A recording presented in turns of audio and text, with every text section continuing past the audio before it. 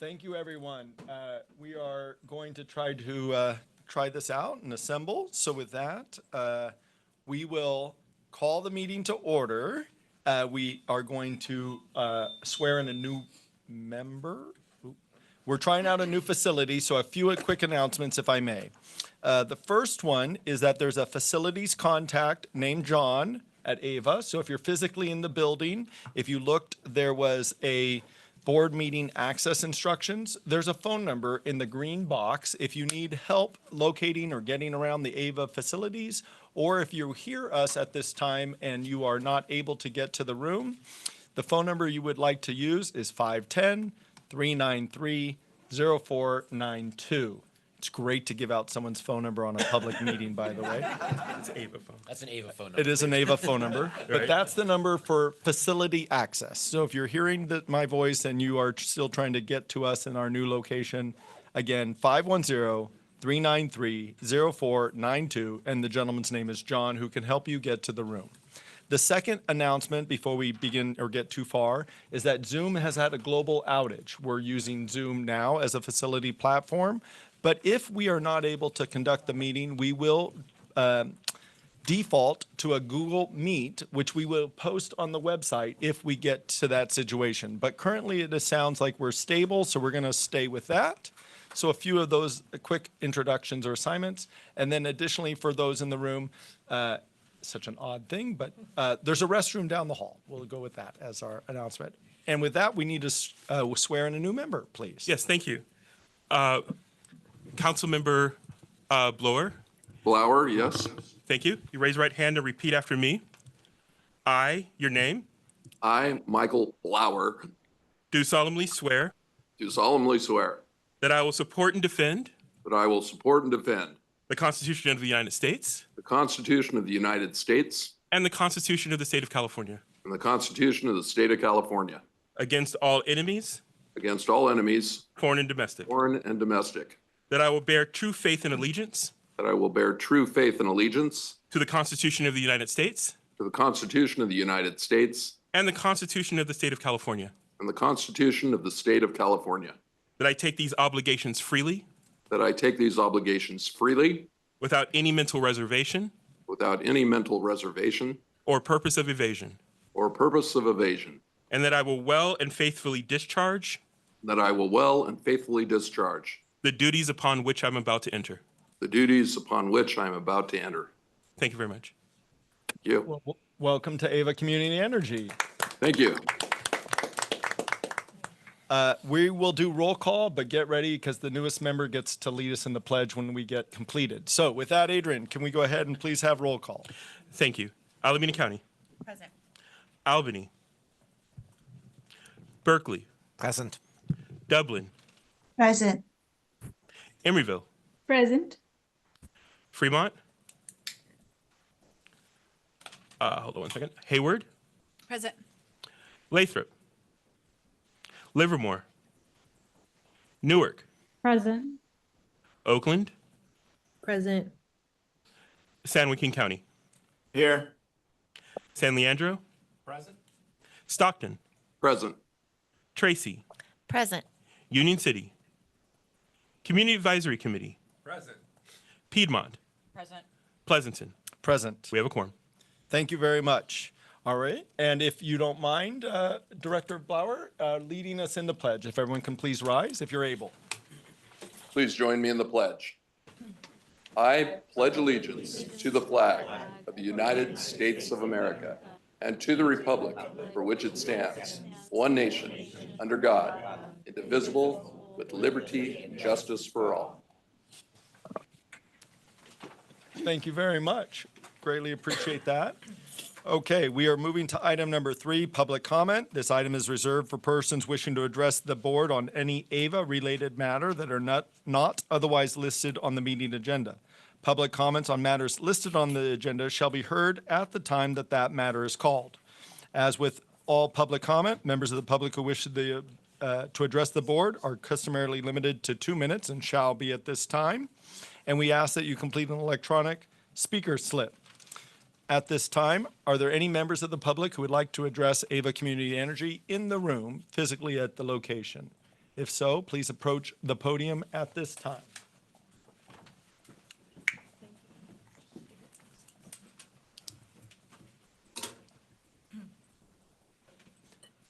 And you have the timer, Adrian? Okay. You can go ahead and speak first if you don't mind, and then you can fill it out after. Oh, but wait, but this is for, I think this is for an agenda item thing. It's Okay, not then you'll for want to the- wait for, okay? Yeah, sorry. But do I have to fill this out for that as well? Yes, please. Yes, okay. But I don't know the agenda name, but I'll know when it's there. Okay, so Igor will probably speak. is There there, are some agendas. are there any There's other some, additional, Agendas for the public just sitting on the Wonderful. table right Thank over there. you. You can That's consult. are there any additional members of the public that would like to address Ava on any matter that is not on the agenda at this time in the room? Seeing none, online. Thank you. Karen Moore, you're recognized for 2 minutes.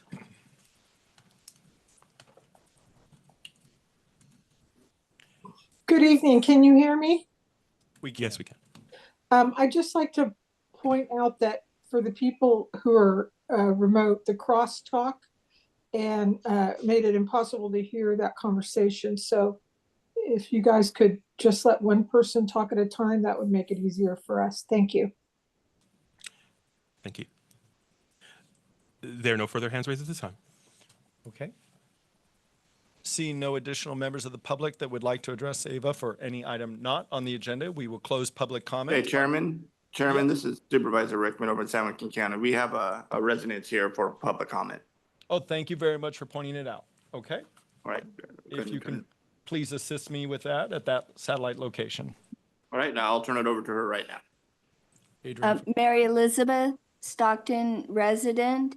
I'm a new member of the Ava family, and I would like to call it to your attention that the city of Stockton, a large portion of it is an AB 617 community because we are highly impacted by air pollutants. And our number one source of air pollution is DTE, which is a biomass plant. And I ask that Ava consider, as they are procuring energy, that they not use biomass because it is a polluting source of energy. Thank you. Thank you. Chairman, this is Supervisor Rickman again. That's all the public comments we have here at San Joaquin County. thank you very much. I guess we should ask, are there any additional public comments at any satellite location at this time? Thank you. I appreciate that. We will close public comment on item 3. We will now be moving to consent agenda. Consent agenda includes items 4 through 6. We will start with any clarifying questions by any board members related to the consent items at this time in the room. And online, any clarifying questions for any item on consent? Seeing none, we will go to any public comment on the consent items, items 4 through 6. So if any member of the public would like to speak on any item on consent, 4 through 6, please approach the podium at this time. Seeing none, any member online? There are no hands raised at this time. Okay, we'll close public comment on consent and bring it back to the board for a motion or conversation. Any motion? Yes. Moved by Berkeley, seconded by San Leandro. We have a motion made and seconded. Any further discussion by any members in the room related to consent items? Online, any further comment on consent? Seeing none, roll call vote, please. Thank you. Alameda County. Aye. Albany. Yes. Berkeley. Aye. Dublin. Aye. Emeryville. Aye. Fremont. Hayward. Aye. Lathrop. Livermore. Newark. Aye. Oakland. Aye. San Joaquin County. Yes. San Leandro. Aye. Stockton. Aye. Tracy. Aye. Union City. Piedmont. Aye. Pleasanton. Aye. The consent calendar is approved. Thank you very much. Okay, with that, we are moving to our regular agenda. Item number 7, the CEO report. Staff, you have a presentation, please? Yes. Adrian, if you can pull up that memo, and I'll walk us through that. We do have a very full agenda this evening, so I'm going to move quickly through these highlights. I'll note the executive committee meeting, which was scheduled for April 2nd, was canceled. The next one will be May 7th, 2025. It wasn't canceled due to any quorum issues. We just didn't have any material items to present. The Marketing Regulatory and Legislative Subcommittee was previously scheduled for April 18th, 2025. We canceled that meeting intentionally to find a better time. So we've scheduled a special meeting for May 9th at 2 p.m. The purpose of that is to really space it out nicely so that we can cover legislative items today, have an opportunity to present some proposed positions during that meeting, and then take that feedback back so that we can make sure that we're updating the presentation for the May board meeting. So that's why it's we adjusted the timing. The Finance, Administrative, and Procurement Subcommittee, you can see a series of dates there, May 8th, July 9th, September 8th, and November 7th. Those will be the FAP schedule. The meetings are all held 3:30 to 5. I will note those are different days of the week, which is a little bit uncustomary, but we've moved it around to try to accommodate schedule and availability from various members to try to ensure that we can get a quorum. So that's it on subcommittees. Move on to the Habitat for Humanity update. This is a sponsorship that we've talked about a few times now. It's called Sequoia Grove. It's an all-electric development for low-income housing in Hayward. Very excited and proud for this. It is in the construction phase. On March 26, AVA board members and staff were able to hold a volunteer event at that site, helping to build those units. We have some pictures attached in this memo. Thank you for Directors Roche and Marquez for joining us that day. We also had a number of board members join us for the lunch, Director Brown, Gonzalez, Sakakihara, and staff members from U.S. Senator Adam Schiff's office, U.S. Representative Eric Swalwell's office, and our California State Assembly member Liz Ortega's office. So really well attended. People were very excited for it. We were able to hear a little bit from the Habitat staff about the progress being made there and participate in some of the great work. I can say I was part of the nailing crew with our esteemed Director Roche, and at first I thought I got the grunt unskilled work, but at the end I have to say that it was probably one of the most zen moments hammering hundreds of nails. So I highly recommend it to anyone that needs to clear their mind and get a little exercise. I think we all left with our fingers all intact as well, so that's good. Next update on managed charging. Really excited to share that on Thursday, March 27th, AVA launched our AVA Smart Home Charging Program. This is for residential managed EV charging. So customers with an eligible EV or home charger can download the app. It's a pretty simple process to get enrolled. There's an upfront incentive payment that they get of $75, and then there's also an annual $25 incentive that they get on an ongoing basis. And this is to try to get them to shift their at-home charging times to more times with more renewable energy on the grid, lowering their costs, lowering AVA's procurement costs, and decarbonizing. So that is the intent of the program. We have 21 different automakers that are eligible in that program, which is one of the most expansive programs out there. And we're targeting 10,000 vehicles over 2 years. And so at that size, at 10,000 vehicles, to my understanding, it's the largest California managed charging program out there. So we're eager to get that program scaled up, and hopefully we'll be able to hit that target. I believe we've already had close to 1,000 enrollments on that. So moving quickly on that front. So really excited for that. Next up is just to formally share our launch to Stockton and Lathrop. Obviously, we have been talking about this big news for some time now. Throughout the month of April, we have been enrolling customers on a staggered basis, of course, based off of their billing dates. So by the end of April, we'll have all of the intended customers enrolled there, with the exception of NEM customers, which get staggered throughout the course of the year based on their true updates. A little bit of stats and statistics you can see on the table here in terms of the number of accounts in Stockton and Lathrop. They total about 120,000 accounts in total. We're seeing opt-out rates in line with our norm. So in aggregate, shy of 5%. Typically that stabilizes around that number. That process has gone very smoothly, and customers should start to see their first bills with AVA Generation Service on there starting in May. Next up is a quick announcement related to a Veloz education campaign. So Ava Community Energy is a member of Lowe's. It's a pretty unique public-private consortium made up of California-specific entities largely, but it is expanding more nationally. It has OEMs, policymakers, load-serving entities, et cetera. And what I wanted to share is that they've done a series of public education campaigns related to EVs to hopefully facilitate greater adoption. They've done this since 2018. There's a link provided that shows some of those different education campaigns. Really good creative work, educational work to improve people's, consumers' understandings of EVs and its benefits. And they are endeavoring to have a bigger, broader national campaign in a fundraising effort to launch that. They announced recently that they were awarded a $43.5 million grant from Electrify America to initiate that national EV campaign. So really excited news. They're going to move quickly on that campaign. So you may see some advertisements in the coming months to begin, begin sharing some of the creative work from that process. Moving on down, we have a new employee, Sam Sadel, my apologies.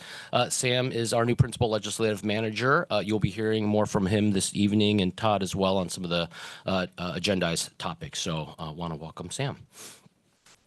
And the last page, Adrian, as we typically do, we show the upcoming events that we're participating in our various communities there. So won't walk through all of that, but our staff continues to be active at our various farmers markets and events to share information about Ava and educate our customers. So that's it from my end. Thank you very much.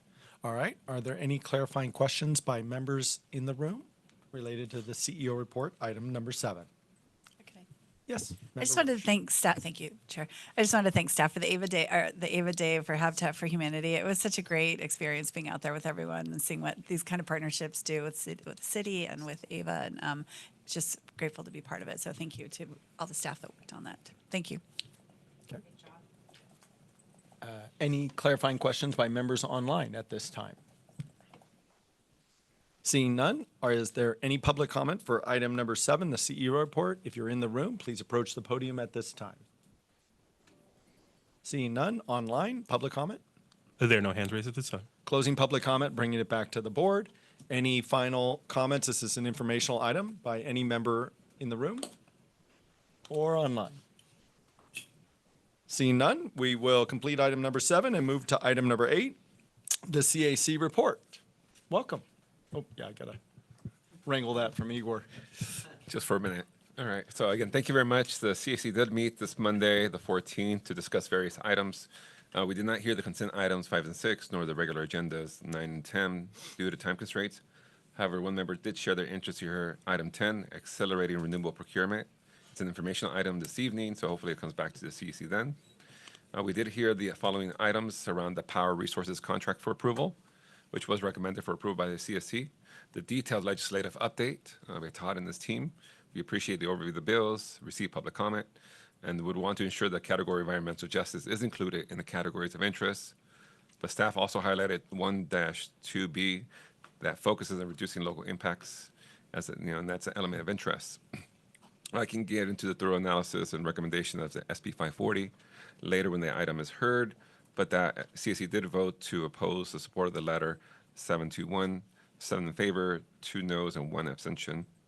And we also had an ad hoc committee meeting, and there we'll have more information around the affordability.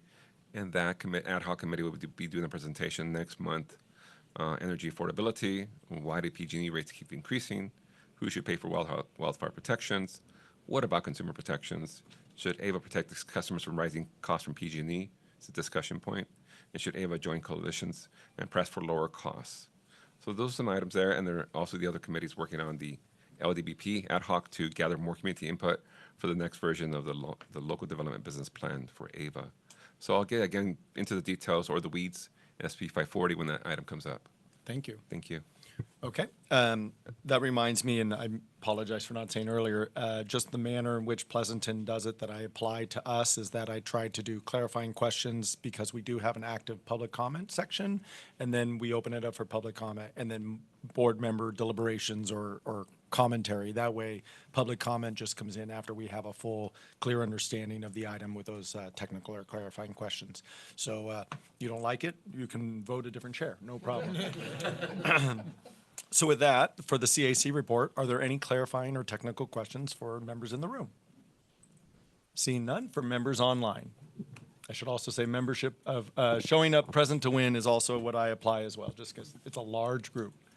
Any questions by any members online? Seeing none, public comment. Are there any members of the public that would like to address Ava on item number 8?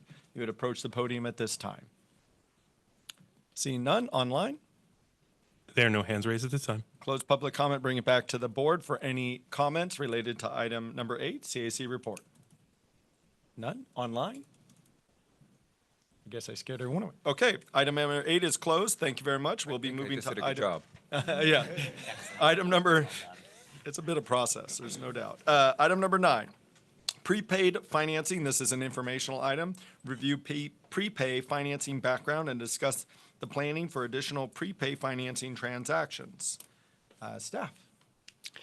Greetings. Rusty Mills, CFO for Ava. As you said, my item is informational, and it's a review of what has emerged as an important piece to the sustainability of Ava's value proposition. These aren't something new that were created when CCA started. Prepays have been around since IRS regulations were finalized in 2003. And essentially, they allow for tax-exempt debt to be issued for the prepayment of electricity or other commodities such as natural gas to serve load. They're very complex structures that require at least 3 parties, an energy recipient such as Ava, an energy supplier or prepay provider and funding recipient such as Morgan Stanley, RBC, or Goldman Sachs, and a conduit issuer such as CCCFA to issue the bonds. The main reason these are a benefit for CCAs such as Ava is that the cost of funding with tax-exempt debt is lower than the supplier would otherwise receive borrowing from the taxable market or from using internal funding at their own cost of capital. In this structure, Ava commits to purchase energy over a long term, 20 to 30 years, receiving a discount to the market price of power in exchange for that funding at the lower cost of capital. So this effectively lowers Ava's cost on existing and future energy contracts, since we can utilize the contracts that Ava signs with other counterparties in this structure. Historically, this power discount has been in the 8 to 12% range. It's been as high as 15 to 16% recently, but lots of volatility in the bond markets make this somewhat of a moving target. But so 8 to 12% is typically the range of savings we're looking for when we go out to market. As an important risk dynamic, the bond investor risk is tied to the bond issuer, the supplier, and guarantor to make debt service payments using Ava payments for the power. And if a termination event such as a bankruptcy occurs, they have to pay off the bonds, not Ava. Now, if something like this does occur, Ava does stop receiving the discount on those volumes of prepaid power. But otherwise, the PPA would revert back to Ava, receiving from the original counterparty without the discount, but we would still receive our power supply. So somewhat of a riskless transaction in a way, but we would have the risk of losing that prepaid discount if there was some sort of a termination event. And that is something that has occurred. It's very infrequent, but there have been a couple of prepays that have been brought down because savings targets couldn't be met for the entirety of the 30-year bond. But they are very few and far between when that does happen. Next slide, Adrian. So here at Ava, we do have some experience here with these prepays. We first issued an RFP for these services back in 2019. And subsequently priced and closed the first ever CCA prepay in 2021. Then followed it up with 2 more in the subsequent years, 2022 and 23. Morgan Stanley was chosen through the competitive process and served as a supplier and underwriter for these 3 transactions, and they total in excess of $3 billion of energy needs that we've prepaid for at a discount. So, over the course of the 30-year bond, we've already prepaid for $3 billion of power to supply the customers in our communities.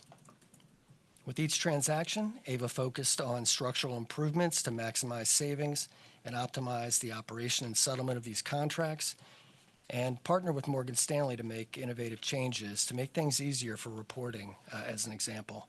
And lastly, on this slide, there's a not quite exhaustive list there of CCAs that have completed prepays.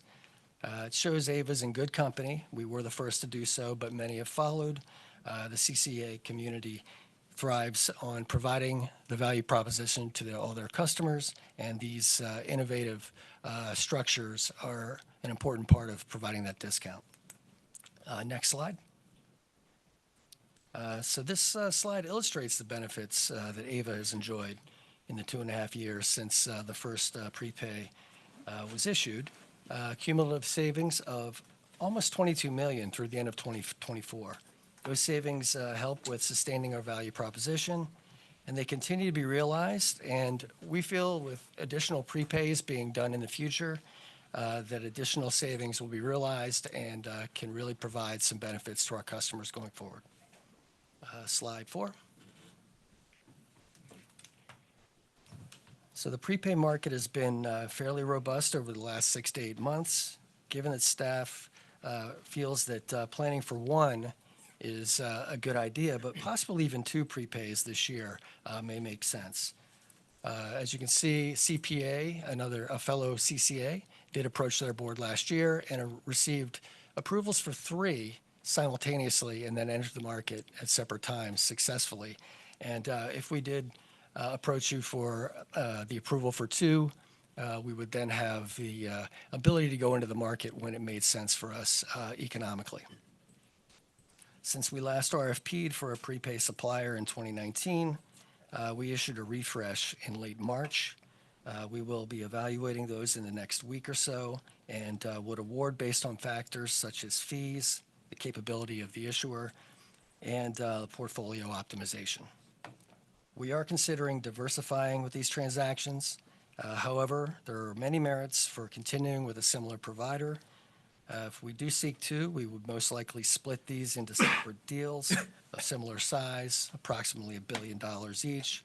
That helps to de-risk the transaction and optimizes the execution in the market when we do approach investors to buy our bonds. And last slide, a proposed timeline.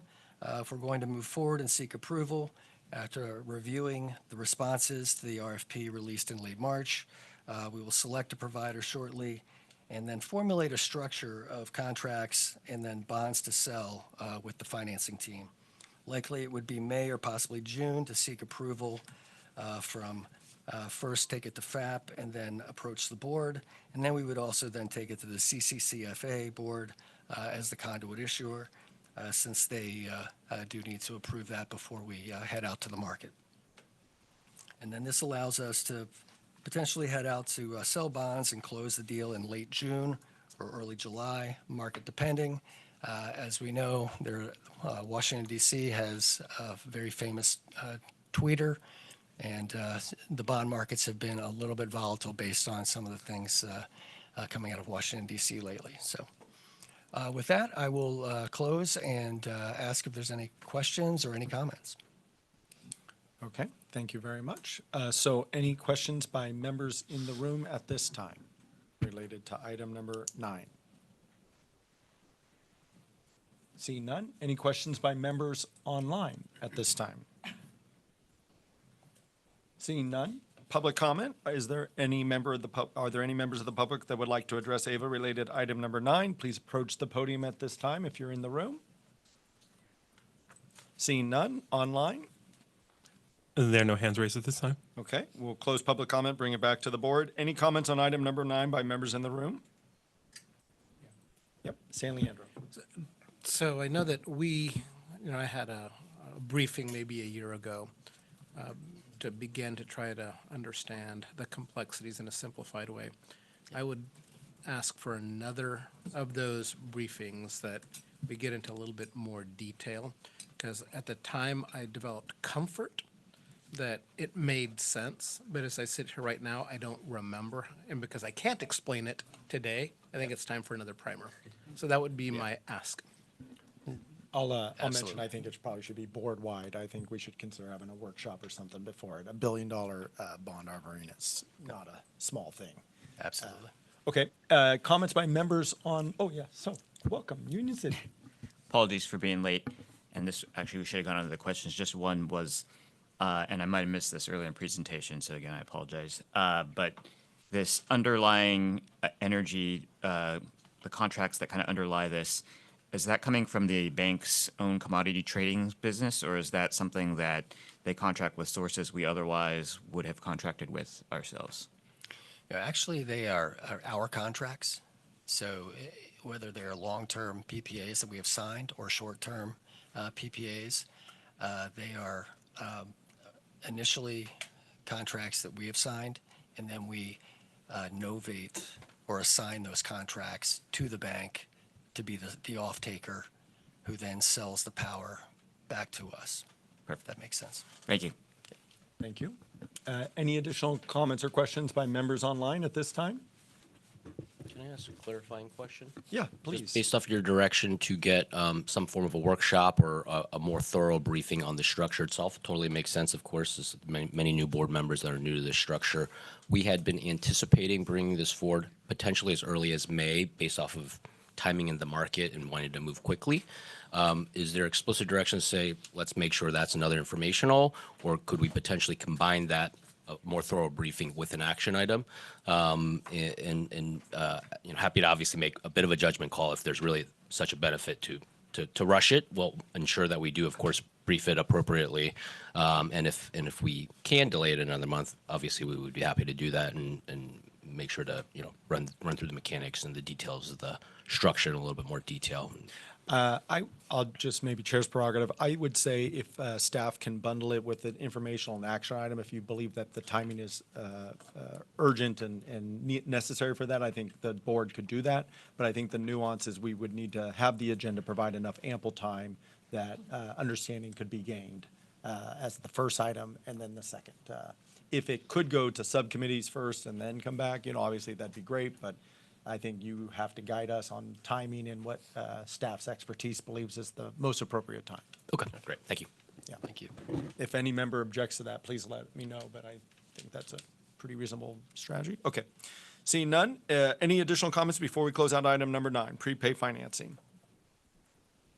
Seeing none, we'll close item number 9, proceeding to item number 10, accelerating renewable procurement. This is an informational item, presentation and discussion about trade-offs associated with the accelerating board-approved clean energy procurement schedule. Staff. The Vice President or Senior Vice President of Power Resources here at AVA. I will be leading the first part of this presentation, and then Arnie Olson, a senior partner from Energy and Environmental Economics, a very prominent energy consulting firm based in the Bay Area.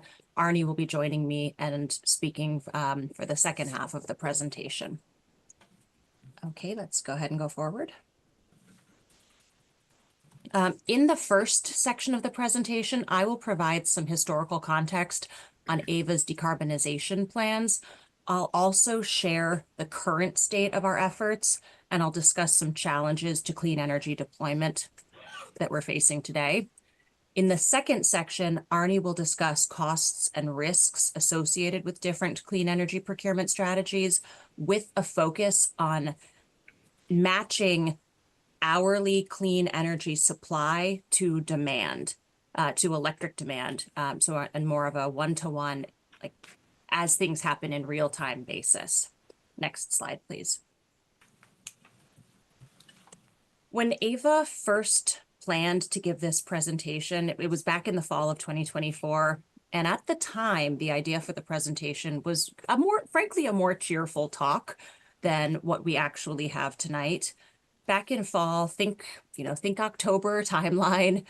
AVA had a strong balance sheet. We were, and we still are, feeling very successful about the new clean energy projects and contracts that we've executed and projects that have come online, been built and come online and are delivering electricity and related commodity products to our customers. And we were feeling very optimistic about future plans for resource deployment. And the federal landscape seemed very much in favor of, or at least supporting, more clean energy deployment, with the Inflation Reduction Act being passed on a bipartisan basis. And it sent a long-term signals to project developers and tax and other equity investors in projects.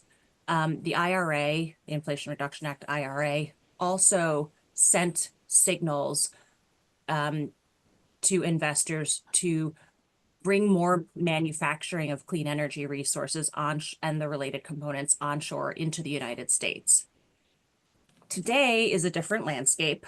There are changes underway in the California regulatory space. The power charge indifference adjustment, which is a charge that our customers are hit with for leaving PG&E service.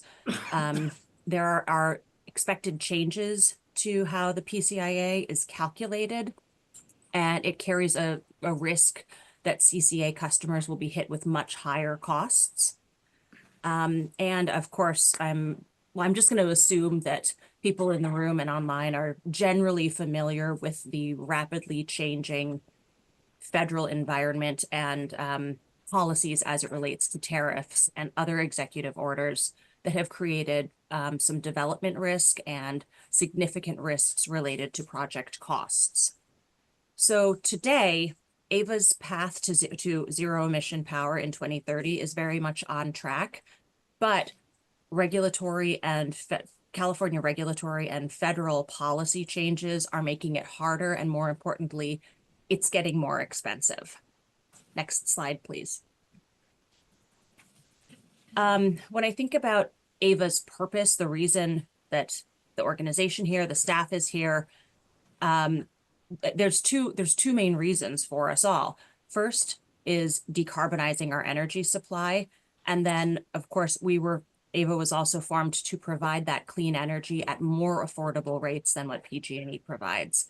And, that the first part, the clean energy supply, is really a motivating factor for the staff that works at AEVA. We choose to work here because we are committed to that mission. Next slide, please. This slide just gives a little bit of historical context on the current board-approved trajectory to having a zero-emission portfolio in 2030. AEVA's targets for the types of power that we procure for our customers and how we do it has changed over time. In the early days of serving customers, we set out to make the Bright Choice product 5% more renewable than the state of California's compliance target for each year. Then in 2020, AEVA set a more aggressive goal of trying to procure 5% above what we thought was PG&E's annual target for renewable energy content. We did run into problems with that approach because PG&E's annual targets are confidential, and so we had to rely on target estimates that were outdated. And so there was always this lag about the last number that we saw as the target for PG&E in a given year. That number was always a few years stale. And so that approach just did not end up really serving us very well in the goal of being clean, more clean than PG&E. In 2022, we changed the goal so we changed the goal setting and had our trajectory to having a zero emission portfolio in 2030 approved by the board. And from 2022 forward, we started having a goal of having a certain percentage in each year of renewable and carbon-free energy content. And if we go to the next slide, we can see exactly what that trajectory is. So some of the years are already behind us, obviously, and some of the years are current year or still to come. But this is actually showing the board-approved trajectory. The table on the left represents the renewable and carbon-free content targets for the Bright Choice product. And then the table on the lower right shows the the renewable content for the Renewable 100 plan. And what you can see is that in 2025, the current year, we are on track to be approximately in our entirety, approximately a 65% RPS portfolio across both products. And that's almost 20% higher than the state's target. Next slide, please.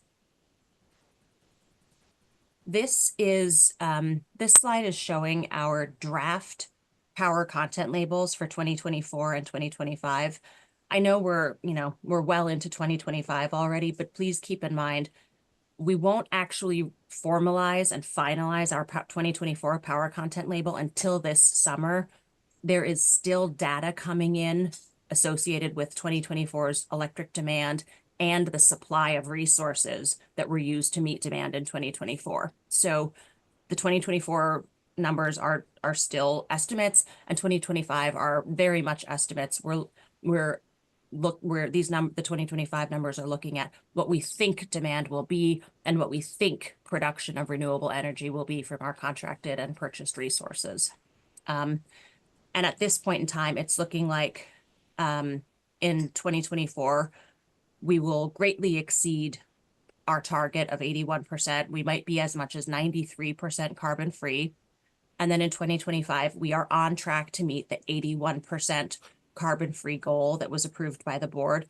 And then there is, of course, the Marie, nuclear can I just- allocation, which will make us even more clean. Yes. Sorry to Howard. interrupt, but I just want to note, Adrian, this is an out-of-date presentation you have screen shared. So in the packet, it's updated, and it's that the 2024 table is different. Yeah. So thank you. Your talking points were aligned to the publicly released table, Marie, but this is out of this is off. Okay. Thank you, Howard. Next slide. This slide lists AVA's resources that are under long-term contract. So this represents a portion of the clean energy resources that we purchase from. It is not the entire list, but these are the resources that we buy energy and related attributes from for 10 years or longer. And everything in green represents resources that are online and serving customers now. And then, as you can see, we still have many, many more resources that will be coming online between now and the end of the decade. And AVA is out to market and regularly evaluating additional resources for portfolio fit and value. Next slide. All right, on this slide, I am showing an example of how AVA's portfolio of resources, of physical generation resources and financial hedges compares to CAISO generation as a whole. The graph on the left is AVA's physically contracted supply and our financial hedges on a sample day in September. And obviously you see in the red circles, there are gaps. All of our long-term contracted resources and our financial hedges are not protecting us fully against CAISO market volatility. And then on the graph on the right, you can see a sample of what resources were available online on a given day in September of 2024 in the CAISO market. And if you compare the early morning hours where AVA was not fully hedged, well, what we were being exposed to in the CAISO market were gas resources. And then if you look in the evening, like evening, early night hours, what AVA would be exposed to is a combination of resources in the CAISO market, import energy that comes in from out of state. Sometimes it's gas, sometimes it's hydro. Could be a variety of things, typically gas and hydro. And then there might be some solar, there might be some battery storage discharging, there's nuclear energy, there might be some wind if it's a windy day. In a good year, there's still some hydro generation, some river runoff going as late as into September. And of course, there's also gas online. So that's what's on in the CAISO and delivering to the state as a whole, and what AVA is exposed to from a price and emission standpoint when our portfolio is not fully hedged. Next slide. On this last slide, and then I'll be handing things over to Arnie in just a sec, I want to give you a little bit of an update about some pending regulations. In 2022, Senate Bill 1158 was passed. This bill requires California electric load serving entities like AVA, like PG&E, Southern California Edison, et cetera. We have to, it requires that we all have to start changing how we count emissions starting in 2028. So today we count emissions on a net annual basis, and that's what our zero emission goal for 2030 is based on. It's based on doing an annual accounting of emissions. But in 2028, we are supposed to start counting our emissions based on hourly matching of supply and demand. Unfortunately, I cannot share more detail about exactly how this is going to work because the California Energy Commission, which was tasked with developing the rules for this, has not actually finalized the rules yet. They're a little bit behind schedule and the rules are not finished yet. But what I can share is we are starting to do some preliminary analysis of the costs of matching supply and demand on an hourly basis. And in the graphs here, I'm showing a preliminary look at what would happen if AVA were to try to expedite our clean energy procurement, not on an hourly basis, using the same net annual emission accounting methodology that we use today. Let me be very clear. This is preliminary analysis. You should not assume that the numbers that I'm showing you are precise. But if we tried to expedite our procurement of clean energy resources, we would end up contracting a lot more now and trying to get resources coming online in 2026 and by the end of 2027, if we were seeking to meet a zero emission goal by the end of 2027. And then on the graph on the right, it shows that between now and 2035, our customers would be spending between $300 million and $500 million extra dollars on top of what they will already be paying per year for moving forward procurement. A large portion of the driver of these costs is the volatile contracting environment that we are in. If we try to enter into a whole bunch more long-term contracts right now, it's sort of it's not the worst time ever, but it's pretty bad. It's a bad time to try to enter into a lot more contracts than we have to do because all of that tariff and sort of tax policy volatility is driving up the price of resources. These slides that I'm showing about, the slide on the graph on the left showing the portfolio makeup that we might want to have if we were trying to be zero emission in 2027, and then the costs. These are two examples of the types of images, and there will be a lot more analysis that will be presented to the board through the fall as AVA works through our biannual, our every other year integrated resource plan analysis and filing. And so you can expect to see a lot more information about this in the coming months. Let me pause now. And, Hey, Marie. Yes. Can I ask you a quick question? This graph, these two tables are very different in the packet that was released.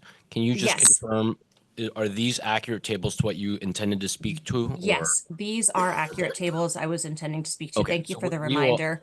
We will The- update the deck online to make sure it reflects this. So if you have a hard copy or you're looking at soft copy, that does not match this slide. And so wanted to- That is correct. The preliminary graphs that we had represented only the capacity costs of building incremental generation. It did not represent the energy costs as well. And so that's why these graphs, well, they look different than what we had preliminarily.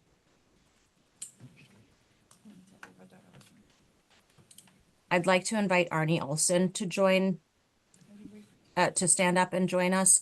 While Arnie is probably moving to the podium, if there are any questions on this portion, I'm happy to take them, or we can wait for Arnie to complete his section. So you did that? So you've done that? Yes. Okay. On, in the agenda packet online. Can you And- just announce that? Yes, the presentation was updated to correct for a small error online and in the presentation that was shown just now. But the Thank you, printed Adrian. Yeah, and the printed copy that was printed earlier today for members in the room that you might physically have is stale. Okay, thank you. And Arnie's at the podium, so we'll continue, please. Okay, thank you for inviting me here. My name's Arnie Olson, and I'm a senior partner with Energy and Environmental Economics, otherwise known as E3. We're based in San Francisco on Montgomery and Market. And just a little bit of background about me and my company. So we do a lot of work with utilities and other clean energy buyers and sellers, state agencies, environmental advocacy organizations on transaction support, a lot of deep analytics really across the country. So in the last week, I've been virtually in places like Butte, Montana, and Juno Beach, Florida, and St. John's, Newfoundland, and Saskatchewan, and places like that. Here in California, we support the CPUC's IRP process. So I've been kind of the lead technical support for that process for the last 8 years or so. And we support a number of other entities like SMUD, Pasadena Water and Power, Glendale Water and Power, Silicon Valley Power, Silicon Valley Clean Energy, as well, doing IRP and other related energy analytics. So if you go to the next slide, I was asked to talk about just these issues around procurement and procurement accounting, and a little bit of maybe a report from the front lines in terms of what we're seeing across the country with respect to the market for clean energy right now and some of the uncertainties that Marie was talking about. So I'm going to start with just a little bit of background. Whenever we think about making dramatic changes to the way that we do things now, it's important to understand why we're doing things the way that we're doing them now. And especially as new people come into the industry, they weren't around maybe 15 years ago when decisions were being made about how to structure our clean energy markets. So just to give you a little bit of education as to why things are the way they are now before you start to think about should we make changes to those, and especially dramatic changes like moving to a 24/7 clean energy accounting framework. So if we can go ahead and go to the next slide, I've got kind of 3 sections. I'm going to start with a little bit of background. So I'll go to the next slide. In this section, I'm going to talk about the role of clean energy procurement and the way that we procure clean energy today in the industry. And I want to start with a bit of a success story that we've had dramatic success as an industry over the past 20 years, really getting lots and lots of clean energy online. The graphic on the right is the total amount of renewable energy delivered to the U.S. grid since 1990. That dark wedge on the bottom is hydropower, the green wedge is biomass, then the light blue is wind, and the yellow is solar. You can see how much new clean energy has come online over the past 10 to 15 years. And a lot of that is really driven by procurement activities of large energy buyers like Ava Energy, or like PG&E, like Southern California Edison, like Google, Meta. A lot of that has been supported or really mandated by policy, state policy. Renewables procurement standards, RPSs, have been in place in over 30 states in the country, creating a market for clean energy, allowing it to generate additional revenue beyond what it will be able to make in energy and capacity markets, coming up to scale and driving down the cost and really creating a vibrant and thriving and self-sustaining industry like we have now. So it really is procurement that has been a big part of that success. I also want to note that supportive federal policy was also really important. The tax credit policies, PTCs and ITCs that we've had in place for 20 years off and on have also been really important in helping these resources become cost effective. If you go to the next slide. I just want to note that when you buy clean energy, it doesn't mean that your clean energy somehow comes from that wind generator, that solar generator across the wires directly to your loads and only serves your loads. Your clean energy doesn't physically serve your loads. Your clean energy gets injected into the grid and it goes everywhere across the grid. And when you have an electric load, you take energy from the grid and it's supplied by resources all across the grid. And it's this common grid that really makes this all work. So when you buy clean energy, what you're really buying is a contractual instrument. It's a contractual procurement. It's not a physical energy procurement. And you might even think of it as a bit of a fiction, but it's really important contractual fiction because this is really what's driven hundreds of billions of dollars of investment in clean energy over the past 20 years. That success on the past slide that I showed is really made possible by this contractual arrangement that says, I'm buying clean energy. If you go to the next slide, what makes this all work from a contractual perspective is a REC. So a REC is a renewable energy certificate. It's created when a generator creates and injects clean energy into the grid. It's certified by a regional entity. Here in the West, there's an entity called Regis. That's the green area there on the map. It certifies that this clean energy has been generated, and a REC is created. That REC can then be traded, and whenever it's traded, it's tracked by Regis. And whenever someone wants to then use it to fulfill a compliance obligation or a voluntary obligation, they retire that REC. And that retirement is also tracked by Regis. And this is really important to ensure that this is a real instrument. Real clean energy was generated and created, and it wasn't double counted. You weren't, multiple people weren't counting on the same REC. And it's really the case that the REC is the only thing that you really have. When you're procuring clean energy, you're really procuring a REC. And maybe you're procuring both energy and RECs, and you're getting them both. But those are different products, and they can be unbundled, and you can sell your RECs separately. And in fact, a lot of people do. The ability to trade RECs when you have more than you need and your neighbor has less than you need, allows compliance costs to be reduced and minimized for everyone. So this system of RECs is really the glue that holds this contractual fiction all together and makes it possible to invest billions and billions of dollars in clean energy. The other piece that's important are long-term PPAs. I know that we've talked about some of those already tonight. Those are really long-term financial security and guarantees for the seller that they can then take to the bank and use to finance their projects. Those are also really important. Usually a PPA is for a bundle of energy and RECs, but again, the RECs can be separated. If you go to the next slide. So I want to note that among the mandated RPS programs, every one of them has either an annual or often a multi-annual compliance period. So what I've shown on the right there are California's mandated RPS compliance periods, and they're 2 and 3 years. So you can assemble all your RECs over 2 years, and as long as you're balancing your load over 2 years, then you're in compliance with California. And this also is very important to help reduce compliance costs, because balancing over shorter periods is very, very costly and very, very expensive, very, very difficult to do. And the reason why every single RPS program in the country has at least an annual, if not a multi-year balancing period, is because of a recognition of the challenge of doing this on a shorter basis. Go to the next slide. And then the other piece that's really important is the ability to buy and sell your surpluses in a liquid wholesale market.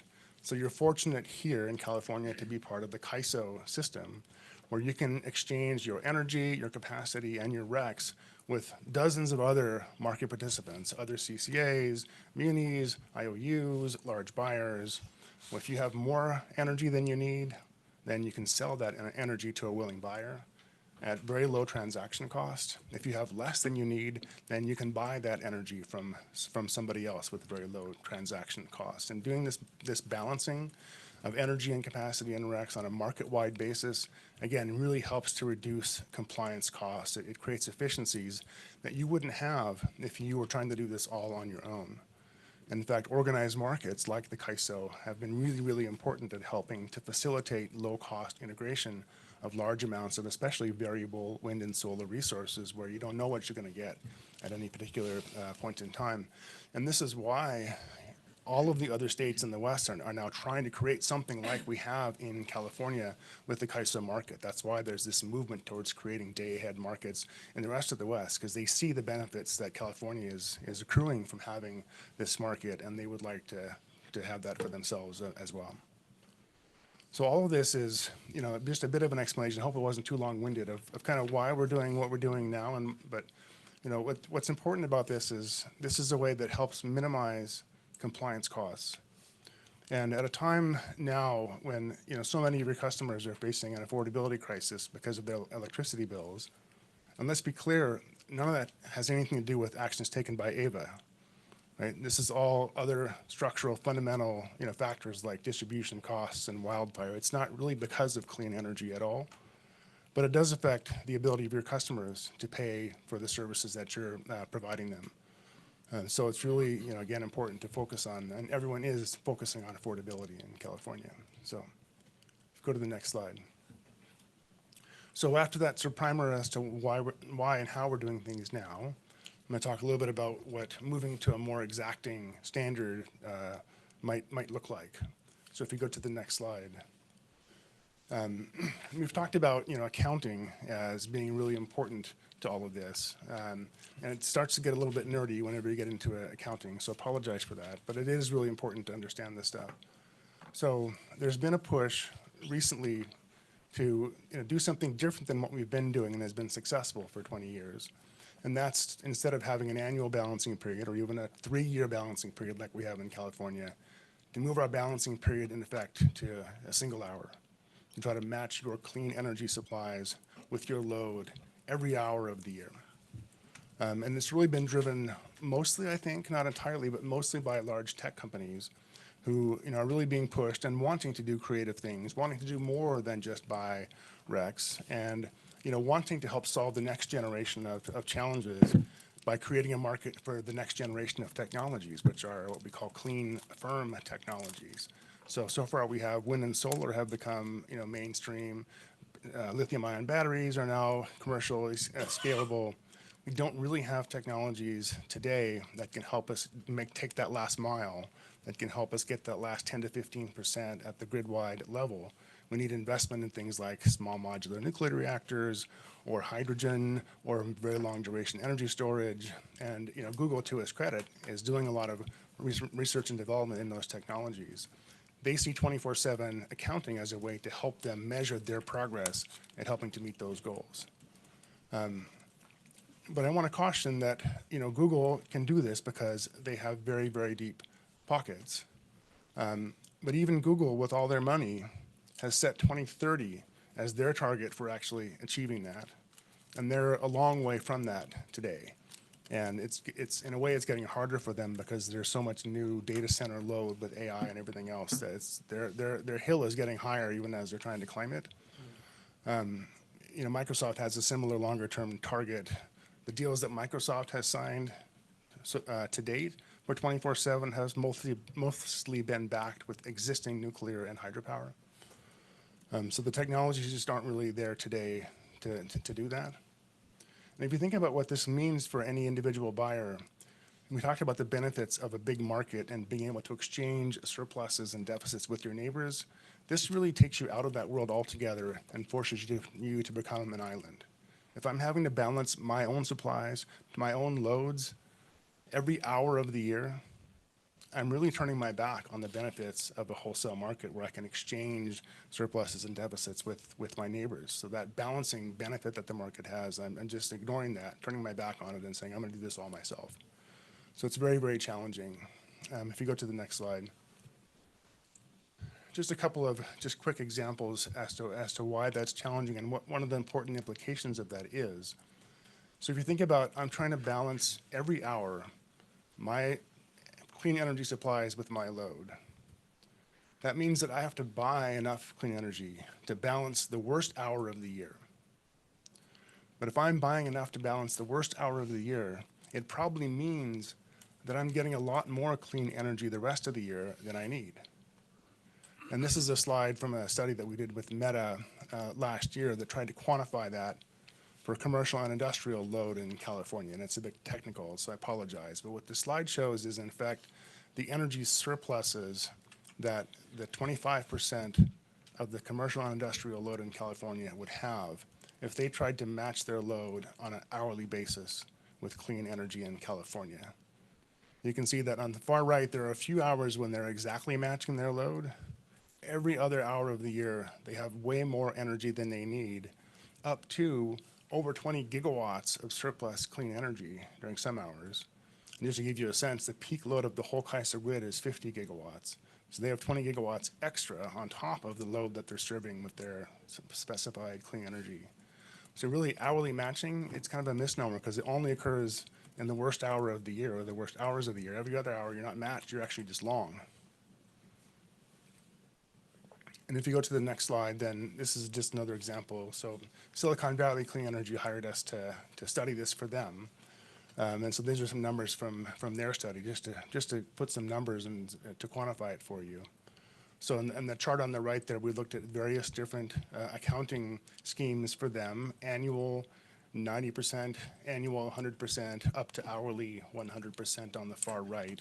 And the columns are how much clean energy they had to buy under each of the accounting schemes in our modeling. And the black line is their annual electric sales. So just to give you a sense of the scale. So to highlight a couple of those columns, under a net zero or 100% annual matched scenario, they had to buy 100% of their annual energy on an annual basis. That's kind of the definition of that scenario is I'm trying to buy enough clean energy throughout the year to cover all my load throughout the year. So 100%, 100%. But then to go to absolute zero, which is really what 100% is, right? It's 100% hourly matching. It's taking you from net zero to absolute zero carbon. They had to buy clean energy throughout the year equal to 181% of their annual energy sales. So they had to buy almost twice as much energy as they needed, and then be in a position of trying to sell that into the CAISO market. So very, very costly and exposes them really to a lot of market risk on that surplus amount of energy that they have. And by the way, when you're thinking about the impact of this on the California system, there really isn't a big impact in terms of carbon abatement. Because if they're selling that clean energy into the market, other people are buying it, and they're not building clean energy for themselves. So it's really the same amount of carbon abatement that they get. They just have to buy a lot more clean energy to get it. So. All right, so that's the end of that section. If you go to the next slide, I just have a couple slides on sort of what we're seeing. Oh, I'm sorry, I have one more. Just real quickly here, to drive the point home, sorry, go back to the previous one, that in effect, the 24/7 is the same thing as achieving absolute zero carbon on a grid. And this is just a slide of the cost relative to the carbon emission reductions as you go from closer and closer to zero carbon.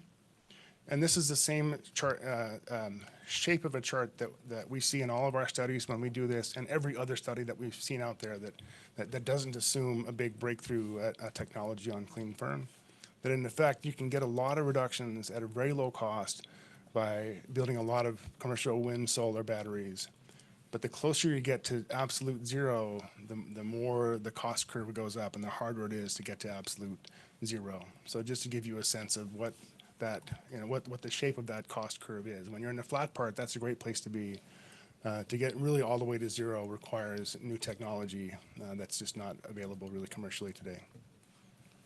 All right, now a couple more slides just on what we're seeing out there in the clean energy industry today. And Marie touched on some of these already, so I won't dwell too long here. But just to note that it's a really tough time to be in the industry today. We're now seeing solar and wind PPA prices in the $50 to $60 per megawatt hour range, which is more than twice what they were pre-pandemic levels. This chart is from Level 10. They gather data on all the PPAs that are signed nationally. On the far left is Q3 of 2020. So that's even in the middle of the pandemic. We had solar and wind at $25, $30 a megawatt hour, and it's just gone nothing but up since then. I think we all have been hoping that the Inflation Reduction Act and the stabilization of the supply chains after COVID would lead to reductions, but that's just, we haven't seen any evidence of it yet. And given the turmoil in Washington D.C., I'm concerned that we won't. Marie talked about some of the issues, supply chains and tariffs. Competition from the tech industry is also a very real one. And by the way, these price trends, this is out there for gas too. So we're helping utilities that need to build gas, and we're seeing prices for gas turbines that are 2 or 3 times what they were 5 years ago as well, just because there's just not enough of them. It's transformers, it's really any kind of equipment that you need. We're seeing the same kind of price pressure. So it's just a really, really challenging time for the industry. And if you go to the next slide,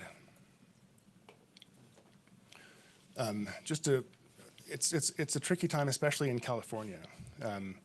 We've had a nice long run in California where you could, build a lot of solar and a lot of batteries, and that was a really good resource. It was easy to build, not easy, but you could build it, and it was relatively low cost. But we're starting to get to really a saturated market in California with respect to solar. We had 1,000 hours of curtailment at the SP15 market hub last year in California. So if you think about it, the sun's only up 4,000 hours a year. So quarter of the sunlight hours, there was negative pricing and curtailment in Southern California. And this isn't at a specific location, this is at a market-wide hub. So we expect this to continue and to deepen and to get worse. There were a lot of hours priced at negative $30 a megawatt hour, up to the worst hour of the year was negative 67. So if you have solar in Southern California and you want to deliver it to the grid, you're having to pay someone to take it. And maybe that's worth it to you because you want the REC and you want and you need it for compliance. But this is going to be a challenge for solar development in California, and really another reason that people are looking to expand the grid to maybe get better access to wind resources that have a different and complementary profile to the solar in California. So we expect this is really a feature of the California market and will be for the foreseeable future. So with all of that, if you go, I think I might have one more slide. Key takeaways, clean energy procurement has been really important. So the work that you're doing is really, really important in driving clean energy onto the system, reducing carbon emissions, addressing climate change. There's a reason why we do things the way that we do them today, to aid in reducing compliance costs. Moving to these really exacting standards would make it, we think, much more difficult and much more costly. And then lastly, that the clean energy industry is really facing a very difficult time, and it's a time that would argue for a cautious approach. And you all get to decide what cautious means to you, but this is advice that we're giving really all of our clients. So, thank you.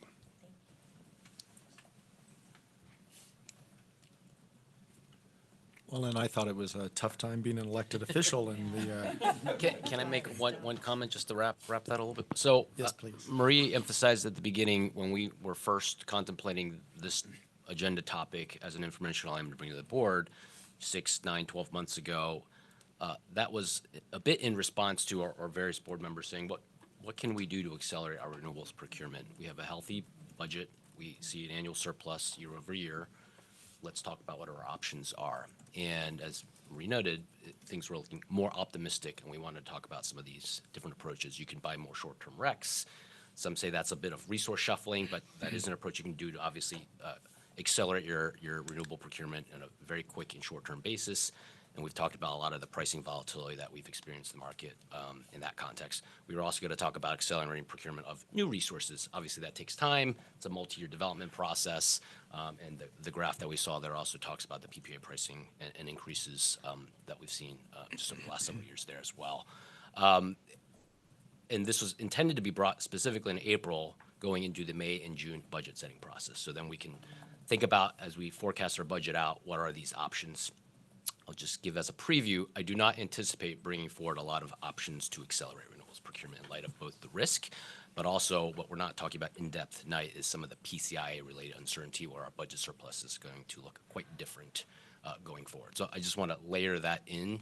This was still obviously a very relevant topic to bring to the board and talk about some of those challenges that we're seeing. Some of them are very timing specific and circumstantial, but some of that is also in light of some of the PCI-related dynamics that we're seeing. So I just want to layer that in. I know there's a little bit of a somber tone to all of this, but obviously a very important topic to raise and discuss. Okay. So with that, we will go to questions, clarifying questions. So members in the room, Hayward, yes. Thanks. Yeah. So, it sounds like going to the 24/7 accounting scheme is risky, but is this a choice? I mean, we're sort of hearing like why it's not a great idea, but are we going to have to make a choice about doing this at some point? Is that why it's on the table? And are we going to be forced into this? Or are we trying to lobby against it? Like what is our What are you asking of us on that front? Yeah, that's a great question. This isn't, we're not asking for feedback on that front. These are regulations that are in play, and there is direction given to the CEC that you are to implement this. I think they are actually delayed from when they should have implemented this. I think there's probably a variety of reasons. This topic is one of them. It stresses things out, and there are challenges from an affordability perspective, and there's also just implementation challenges. So there may be future action that we take to the board to take a position on this and try to alter the path of this or talk through the specifics of how you implement it. There's not that much active work right now to comment on, but maybe Todd can also provide some more specifics. Yeah, hi all. Todd Edmister, Director of Policy for AVA. We're the group that deals with the state regulators on this. And as noted in the deck, but I'll make this clear, this is the regulations that are supposed to be in place are reporting regulations. So we just have to say we look like under 24/7. Doesn't mean we have to procure to a particular level of cleanliness under any particular schema. That said, I think we have viewed this as a preliminary step in that direction, right? First, you start with the reporting, and then you start by requiring compliance with certain things once you've ironed the reporting out. So, answering your question directly, no. As of now, there is no requirement that we go to 24/7 from the state. That may change. And then based on, I mean, it sounds like, there's all this research now going around about why this is not a great idea for CCA. So is that, could it change in the opposite direction, realizing like this is too much of a burden, a cost burden on us? It could. We have a mandate to go to net zero, and there's an open question, what will that mean? Does that mean net annual, net hourly, or something else? Okay. I think it's very much up in the air. Okay, thank you. This is going to come before the PUC as well in the IRP proceeding, is that they put out a draft white paper a couple years ago to basically create a procurement program within the IRP that would apply to the CCAs directly, and there would be an obligation. So I expect that another version of that to come out this year, and so that will be a live issue, is how they should structure that procurement obligation within the IRP proceeding. Okay. Thanks for the presentation. Welcome. Okay. Any additional questions by members in the room? Berkeley. Yeah, thank you. I have a few questions. I wanted to actually kind of pick up where this last question left off. I'm looking at this bill, SB 1158, right?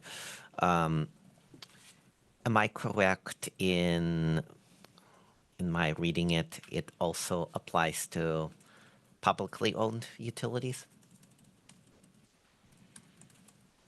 I can't say with certainty. I don't know if anyone else has clarification on that.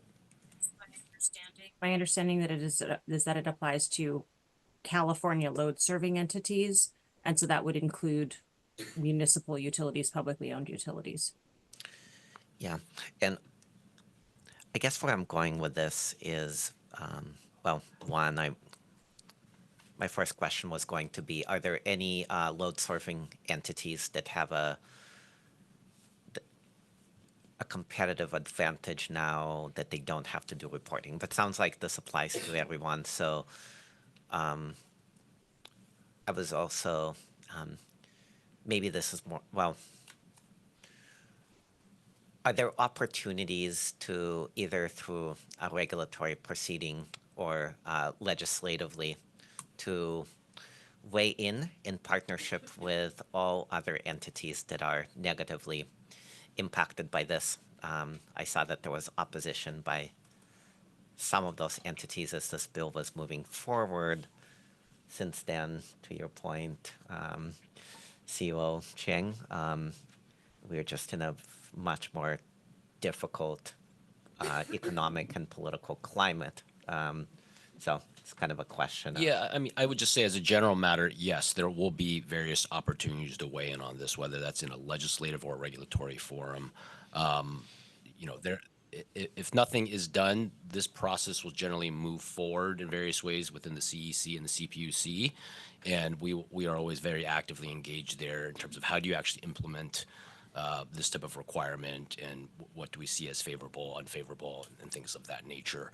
And separately from that, there's always, of course, an opportunity from a legislative perspective to try to change the current course, take positions, introduce new legislation, things of that nature. That's a bigger lift, of course, and that's, and it's not clear exactly what that would look like and what parties would need to be involved there, but that is, of course, an option. Okay. On slide 11, maybe this is being overly simplistic, but am I right in looking at this and seeing that batteries can provide a hedge to the gap that is not being met right now, looking at kind of the difference between the left and the right graph, and would it be is it overly simplistic to say, like, if we just add more batteries, that could mitigate some of that gap and solve the challenge? I think it is, but maybe I'll look to Arnie to. And are you referring to a slide in my deck or in Mr. Olson's deck? Your deck. Okay. Sorry. So the AVA September demand on the left and the Yes. state of California on the right.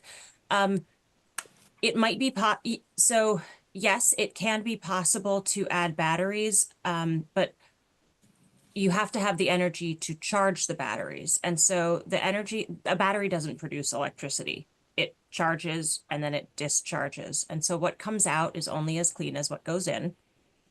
If you charge a battery either with, from solar, for example, that's right there, like a solar and storage paired facility, like AVA has so many under contract, or even if there's a solar farm way across the state, and you're just doing meter accounting, you can say with a straight face, even in that example, oh, this solar resource generated and my battery over here far away charged, because,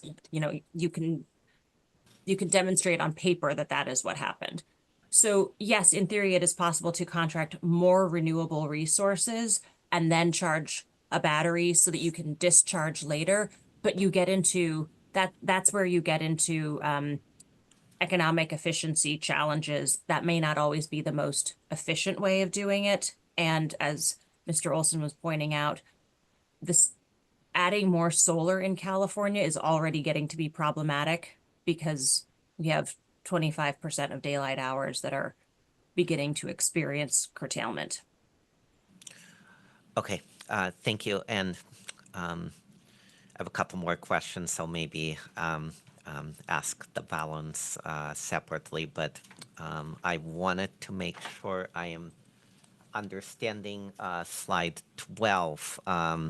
So the bar chart on the left with the negative capacity, mostly from out-of-state wind projections. What is that referring to? It is indicating, so what our team did was they ran a model and looked at if we're trying to have a zero emission portfolio by 2030, what resources should we contract and bring online over the next few years? And then if we tried to expedite our zero emission portfolio to 2027, what resources would we want to contract and bring online to try to hit that goal? What I am showing you is the delta, the difference between those two. So we would end up contracting a lot more wind, a lot more out-of-state wind specifically, to try to meet the sooner goal. And then the negative numbers, that's procurement that we would be otherwise incentivized to do if we were targeting a 2030 goal. Okay. That's a good question. Thank you. Thank you. And then my last question that I will ask now is, so I wanted to, so I think this is slide 25. So this might be, I think, your deck. And I'm trying to understand, looks like there's that sweet spot if our goal is 100% RPS, which, we're trying to get to eventually as a state and certainly as an entity. And it's 90% GHG free. So is that credits that are accounting for the like non-renewable credits that are accounting for the 10% delta, or how should I understand? So I'm sorry, so is this the right chart that's up now? Yes. Okay, yeah, so just to clarify, this is not a study from California, this is a study that was from the Pacific Northwest. I just wanted to show the shape, because the shape is what you should focus on. The more you try to get to absolute zero, the harder it gets to. And so from a grid-wide perspective, you know, unless there's a breakthrough in some technology, it's really not possible to get to zero emissions today. And that's the same thing that a 24/7 accounting would require any individual market participant to do. It's in effect the same problem. Now, what being in the market allows you to do is go to net zero. You can procure as much clean energy as you to match all the energy that you sell throughout the year. And that you can do without this hockey stick shape, because you can sell that surplus into the market and buy from the market when you need. So that's much more possible to do. And actually, if you go back to the SVCE chart, I think it's the previous one, the reason why the hockey stick happens is because you see how much extra energy you have to procure on the far right. You're procuring all this extra stuff. So I'm spending a lot of money to get that last, you know, few hours of the year covered. But that first orange arrow with this, that's above the second column, this is 100% annually matched. And here, Silicon Valley Clean Energy is buying enough energy throughout the year to match 100% of their annual load. And you can do that in the CAISO market in a way that's not, you know, ruinously unaffordable. You can do that in a way that will achieve your affordability goals as well as your sustainability goals. Thank you. Okay, so that delta, whatever it might be, between RPS and GHG free, is that really talking about that, like the 100% hourly matching counts for 181% of annual need? Like, I think my question is more simplistic. It's just like, what is accounting for that gap between the GHG free energy and the RPS percentage? So we go to the next slide, Adrian. You're talking about, it says 100% RPS, 90% GHG. Correct. Oh, I see what you're asking for now. Yeah. Let's see. Is that as simple as saying not RPS is actually GHG, not all renewable energy is actually GHG free? There's biomass. Well, I think this is actually a very specific accounting question for this very specific market. That's probably not important for us to get into now. Okay. This accounting gets really, really tricky, right? And especially when people have agreed on certain rules. And so it has to do with how much you can net from the sales that you make into the market and things like losses. So yeah, I'm happy to follow up on offline if you really want all the gory details. So it's the shape of the hockey stick that's more important than That's what I the wanted you to numbers. focus Okay. on here, yeah. Thank you. Absolute zero means you're at the far right of that. Thank you. I think I understand now. Thanks so much. Okay. Stanley Andrew? So I want to go along the same lines, but I'll try to keep it simple. And I'm going to just start from an all else being equal. Okay, so that's going to be throughout all of these questions. All else being equal. If we in fact went to 24/7, and we have to bring on a lot more solar renewable capacity, all else being equal, that would mean more negative hours, or the price is negative? Yes. Okay. Number two, all else being equal, it's always better to have broader markets with more market participants to help address this challenge. Yes. Yes. Okay.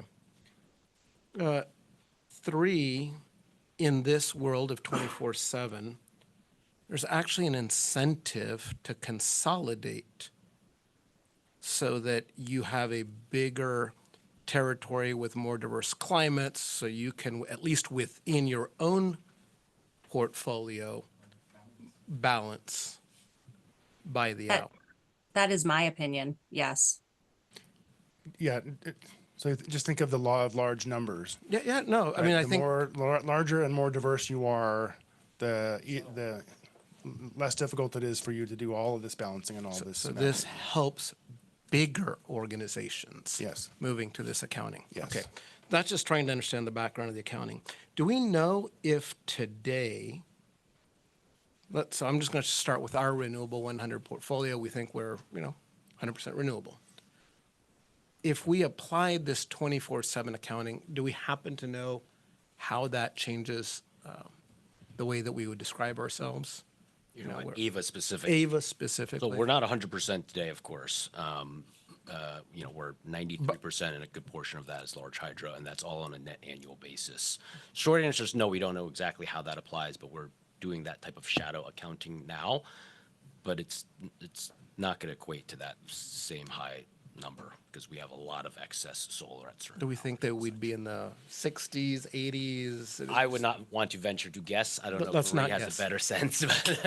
I would rather not guess also. also, but that's something that we can provide some estimates of going forward. In terms of just managing our risk and thinking about what we could be exposed to from a customer reputation perspective, et cetera, right? We brand ourselves a certain way, and then all of a sudden we have to walk that back, just anticipating when that day comes. And then the last question that I have is with respect to page 9 of Marie's presentation. I think we were talking about this slide before, but if you could just put it up, just to make my life a little easier. Back. The Marie, one right first before presentation. that. So Marie's presentation. Right there, with the red circles. So Marie, you were talking about the 2 red circles. Yep.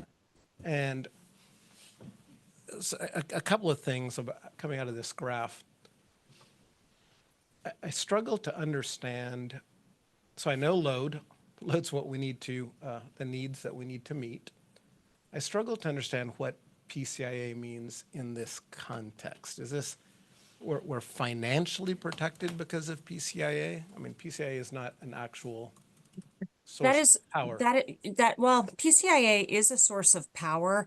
It's power that PG&E is procuring that our customers are getting some credit or some benefit for. There's a financial component, and that we are actually there's a mechanism called the VAMO, the voluntary allocation, and the market offer. At the highest of high levels, it's a way for the RECs that PG&E is getting from their renewable resources to be sold or allocated to the CCAs that are paying for some of them through PCIA. That's perfect. I just wanted to make sure that I was thinking about it as purely financial, but there's actually RECs there. Yes. So then my last question, on the left-hand side, you talked about gas turbine fulfilling that need. And then on the right-hand side, for later hours in the day, you went through a litany of possible sources. Obviously, it's a bigger gap. But one of those sources that you talked about is power imports. Correct. I'm assuming that means when you use the word import, are you talking about within CAISO or from out of state? From out of state into California. Okay. Those are my questions. Thank you. Thank you. Any additional questions by members in the room? Yeah, Union City, please. Thank you, Chair. Thank you for both presentations. So what I'm trying to understand in this annual versus hourly accounting is that, are we arguing that the hourly accounting is a bad idea in general, or if that it is a bad idea for the next number of years, given the current state of clean energy technologies and availability? So my first question is just, what assumptions about future development of energy markets, clean energy availability, so forth, technologies are we making when I think one of the slides said both methods yield similar levels of decarbonization? Is that along a certain timeline? Right, I'm sure there's a long answer to this, but if there's a sort of high-level version. I'll just say it this way. Having to match your own load with your own resources will always be a more expensive way to achieve a specific climate goal than interacting with the market when you have surpluses and your neighbor has a deficit, and taking advantage of that load and resource diversity that you get from the law of large numbers. And again, the larger the market footprint, the better off you are. So it'll always be a more expensive way to meet your goals. You know, whether it's a good idea or bad, there's a reason why Google is doing it, right? There is some merit behind it. Like the idea that you're going to transform the market for these technologies that don't exist today, but that we know that we'll need, you know, in 2040 and in 2050.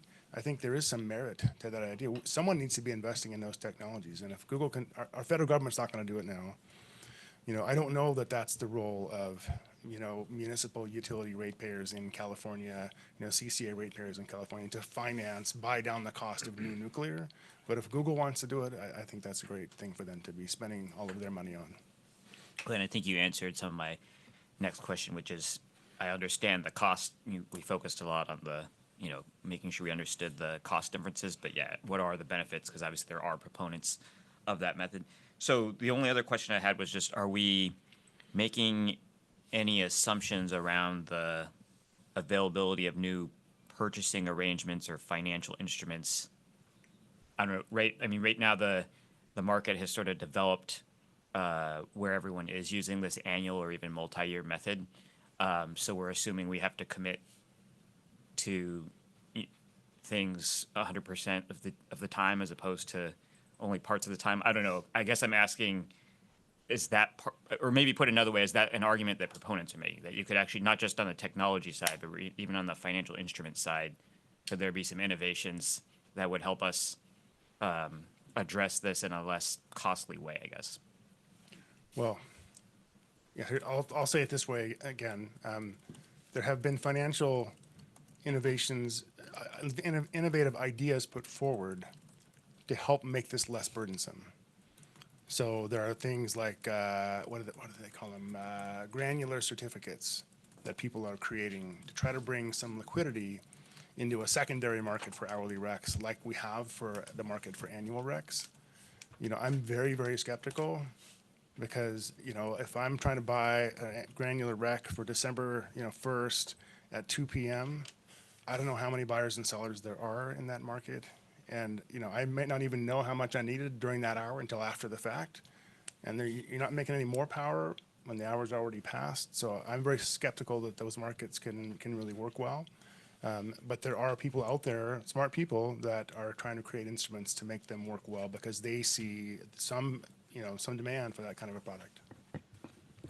I'll just add, I think this presentation is intended to sort of speak to and inform on risks and the general direction of some of the legislation and regulations that are on the horizon. As an agency, we don't have a position on this. We know that there's going to be a reporting and accounting change on the horizon, timeframe TBD, it's already behind. There's probably some likely actual procurement mandate associated with that. Otherwise, why do you change the accounting standard if you don't really do anything about it, right? But there's nothing formalized on that front yet, but directionally one would assume that to happen at some stage. Right now, our portfolio is not so over procured in certain hours that this is a catastrophic impact to us. But this is certainly why we're raising this in the context of accelerating renewables. You don't want to accelerate renewables under a certain emissions context and procurement mandate. And then those things change in 5 years and our portfolio does not fit those requirements. And so that's part of just informing on, let's be cautious and make sure we're mindful of those risks. And we're wanting to educate our board on what those risks are.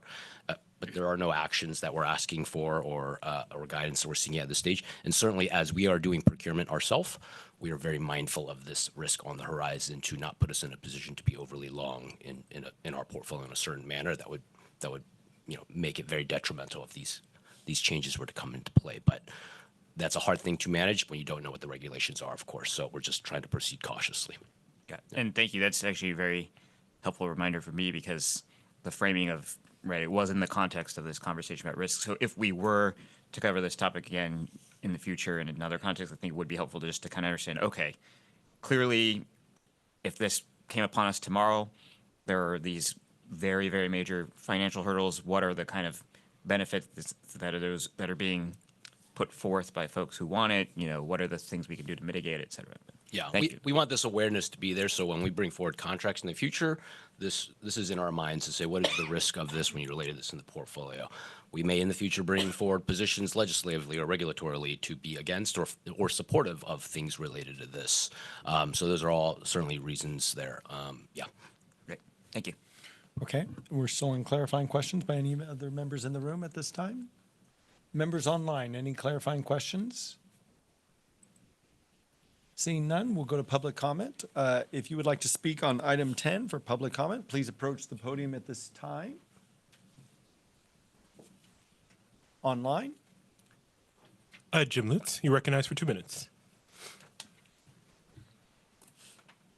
Yeah, Jim Lutz. I'm on the CAC, but I'm speaking for myself. I think there's I think what this needs is an adjustment probably of the timing of the zero emission goal once we're shifted over to the hourly, the 24/365 hourly things. It's sort of analogous of what happened in the early years when there was a shift on emissions reporting, and our emissions, the actual emissions didn't change, but it made Ava look worse all of a sudden, and I could see this coming. So maybe the thing to do is realize that the goal is going to have to be shifted and have some clear algorithm of what percent of the 24/365 you actually want to reach based on, I don't know, market costs or availability or something like that. And then the other thing is, just don't forget that it was California setting goals and doing the solar markets and the wind markets that and supporting it that kicked off all the renewables, 15, 20 years ago. So I think we shouldn't be so dismissive of this, but recognize that, yes, when we do have to report this way, our goalpost would have to change to reflect it. That's it. There are no further hands raised at this time. Okay, we'll close public comment on item number 10 and bring it back to the board for any further comments before we close out this item. Any comments by board members on item number 10 in the room? Any discussion by board members online at this time for item number 10? Seeing none, we'll close item number 10. I know we've been at it not quite 2 hours, but we're going to go ahead and take a 5-minute short break now before we start the next item. I just think it might be a bit of time for the next item. So we'll take our break now and we'll try to resume at 7:52, please. Thank you.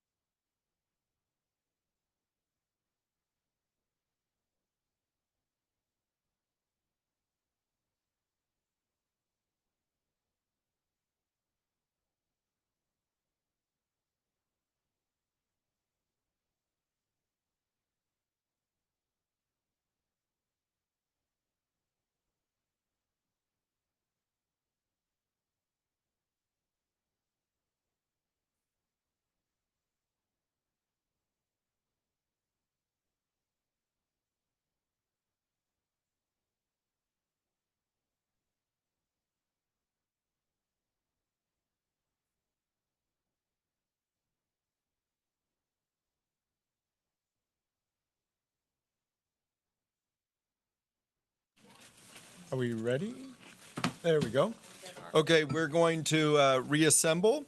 And with that, we are continuing the meeting of Ava Community Energy, Wednesday, April 16th. And with that, we are moving to item number 11, Power Resource Contracts for Approval. This is an action item. Request approval of multiple long-term offtake agreements. And staff, we have a presentation. That will be me again. Thank you very much. Thank you. I had the benefit of being able to go through this in a pretty detailed way with the CAC on Monday night, and also being able to discuss these transactions with a handful of, not even a handful, a couple board members in an ad hoc manner. And so recognizing the full agenda, I plan to move through this pretty quickly, but I can slow down, and I of course will be able to go back and answer any questions and provide more detail as requested. Slide 1, please. It's just an overview of the agenda. Fair warning, I'm not taking it easy on you tonight.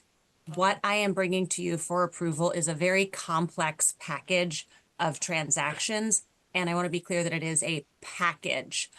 Ava is seeking the board's approval to finish negotiations and enter into a package of transactions with a subsidiary of Middle River Power, MRP Pacifica Marketing 3 LLC.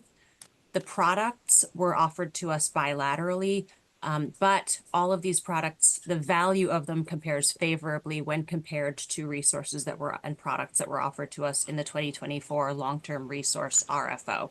Next slide, please. I'm not going to go into detail on who Middle River Power is, except to say that Middle River Power is a very experienced developer, owner, and operator of power plants in North America.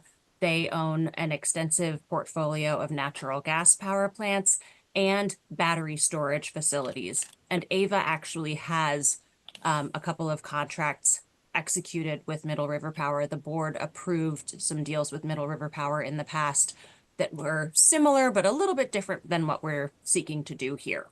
Next slide. Okay, the products in the proposed transaction. Middle River Power owns a natural gas power plant that exists today. It is called the Tracy Power Plant. Ava seeks to enter into a 15-year contract to buy Resource Adequacy. That is a California compliance product. It is capacity, the ability to produce energy. It is not the actual energy. So we seek to enter into a 15-year contract to buy Resource Adequacy from the gas plant. We also seek to buy a 15-year contract to buy Resource Adequacy from a new long-duration storage facility that will be constructed at the gas plant. And then there are 2 financial hedge transactions that we seek to enter into. One is called a top 8, bottom 8 transaction, and that will be tied to the battery storage facility. And then the last is a financial settlement based on a defined heat rate and certain market events transpiring. So it is a financial transaction, a hedge transaction, and sort of an insurance policy that Ava also seeks to enter into. I want to be clear, Ava is not seeking to procure electricity directly from the natural gas plant or from the battery storage facility. We are seeking to enter into resource adequacy contracts and financial only transactions that will provide an insurance policy and protect our demand from market volatility.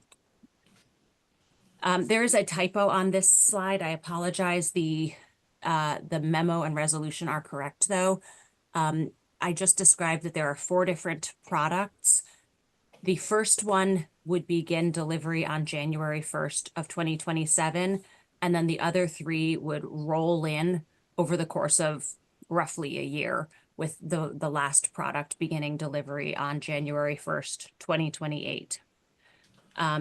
It's worth noting that Central Coast Community Energy and San Jose Clean Power have already contracted with this resource ahead of AVA. Their boards have approved the transactions, and the deals are being inked as we speak. Next slide, please. AVA is interested in entering into the hedge transactions because they will provide diversification to our portfolio. We have a number of different types of hedges in our portfolio today. Some of our power purchase agreements, those are physical hedges. Some of our battery tolling agreements provide physical attributes and have financial components as well. We enter into short-term financial hedges that I'll describe in just a minute in another slide. The proposed financial transaction that would be done under an international swaps and derivatives agreement, an ISDA contract, that has elements that are like a fixed price transaction. It also has indexed based elements as well, in that the settlement is tied to floating prices in the natural gas market. It is not locking us in at an individual price. And so this deal structure is similar to a heat rate call option, though it is not technically a heat rate call option. Next slide, please. This looks familiar. It's a different month. This one is January, and it's a different year. When AVA thinks about, this is what I want to talk to you about now is our financial exposure to energy markets. When we think about our financial exposure and our exposure to market volatility, it varies by season, by year, and even by day of the week. Hedges that we enter into take different forms. You can have a physical generation hedge, like the electrons that we are actually buying, taking title to from a solar plant, even though, as Arnie explained a few minutes ago, it goes into the market. It follows the path of least resistance along power lines. Whether or not an AVA customer ever actually gets electrons from that plant is not the point. We know that we are putting physical electrons on the grid with our solar PPAs, or wind PPAs for that matter. Energy storage has the benefit of shifting supply or demand. So we can absorb excess generation when the grid doesn't need it, and then we can discharge that generation at a later time. Financial transactions, financial-only transactions, provide an insurance policy when we may not have contracted physical electricity in our portfolio. It minimizes or eliminates our exposure to the volatility of market prices. There are 3 traditional financial hedge products, and they are represented in the sort of fuchsia, turquoise, and navy blue bars on this graph. The first product is called Around the Clock. It's all 24 hours of the day, or it's around the clock. The next product is called On Peak.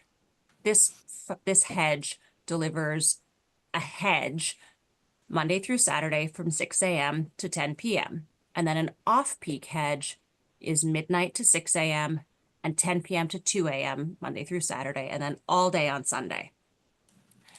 What I want to draw your attention to is the red circle, again, in this graph. If AVA does not have any hedges in place during that red circle time, we're exposed to market volatility. If market prices are low, great. Then, we're buying energy from the market at cheap prices. But if market prices are high, as they typically are during times of peak demand, then we're at the whims of the market, and our customers end up paying higher prices because they were exposed to that market volatility. When we have an open position like this one, an around the clock hedge would just have us long in most hours of the day. It doesn't help us. An on-peak hedge would have us long in a bunch of hours, and it would only give us partial coverage when we need it. And an off-peak product does the same thing. So we want to try to find products where we're not buying a hedge in hours when we don't need it. We want to enter into hedge transactions that just give us coverage when we are unprotected in that peak of the daytime. Next slide, please. This is another example portfolio. These graphs look different because they don't have the exact same resource mix as the previous graph. Specifically, our PCIA resources are not included. The benefit of the hedge associated with PCIA resources is not included in these graphs. But what we see here is that if we use the same portfolio of supply resources, we end up with more generation than we need frequently in April, and we end up with not enough generation in July. And so the same portfolio gives us different coverage at different times of year. Next slide. Now I'm going to talk about the Tracy plant a little bit. The photo on the bottom right, the gas plant that you see sort of in the middle of the picture, that is the actual gas plant that exists today in just outside of Tracy in unincorporated San Joaquin County. It has been there for a number of years. The white cubes that are just in the foreground in front of it, that is an artist's rendering of what the added battery storage will look like. So today there is a 336 megawatt combined cycle power plant. Middle River Power seeks to add 40 megawatts of 8-hour long duration storage. When that gets built, they're not taking apart the power plant, but the gas plant's interconnection will be reduced so that the storage can deliver 40 megawatts to the grid. And then the gas plant will be limited to 296 megawatts. The benefit of adding the storage at the plant is expected to, the battery is expected to reduce nitrogen dioxide emissions by about 12% per year and reduce carbon dioxide emissions by about 58,000 tons, again, annually.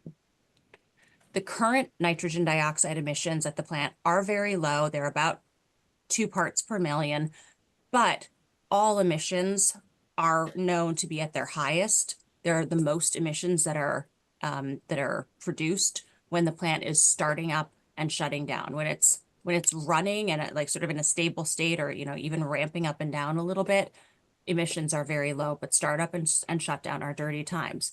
The benefit of adding storage is it is expected that some of those startups will be eliminated. Developing the battery will result in 35 construction jobs that will pay prevailing wage, and adding the battery will secure the property tax associated with the existing gas plant and add about another $1.5 million in property tax to unincorporated San Joaquin County on an annual basis. Next slide.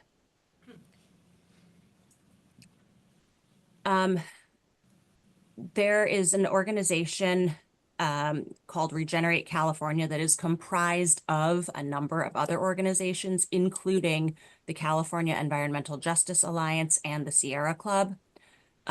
This organization, Regenerate California, published a report titled The Noxious Nine, and it is their study and their analysis of 30 different California natural gas power plants, and they specifically studied nitrogen dioxides. The Tracy plant was ranked number 9 on their list of,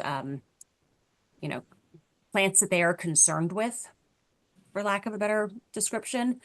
The report cites this particular plant as a concern because the area also deals with transportation and agricultural pollution, and there are other environmental factors, specifically 3 major freeways in the territory that are the source of significant emissions.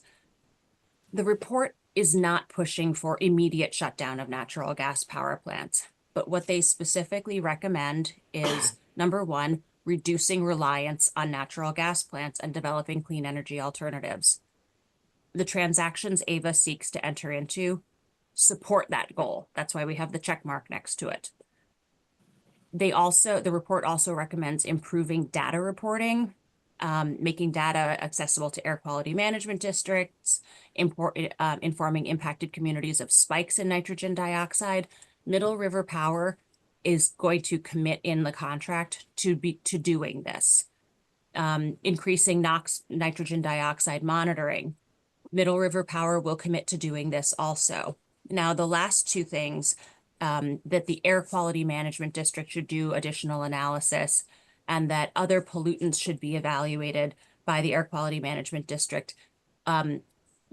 AVA and Middle River Power in our contract, we cannot make an air quality management do anything, or excuse me, an air quality management district. We can't make them do anything, but Middle River Power will commit in the contract to being willing to provide more analysis, being willing to provide more data on other emission or impact, negative environmental impact sources as well.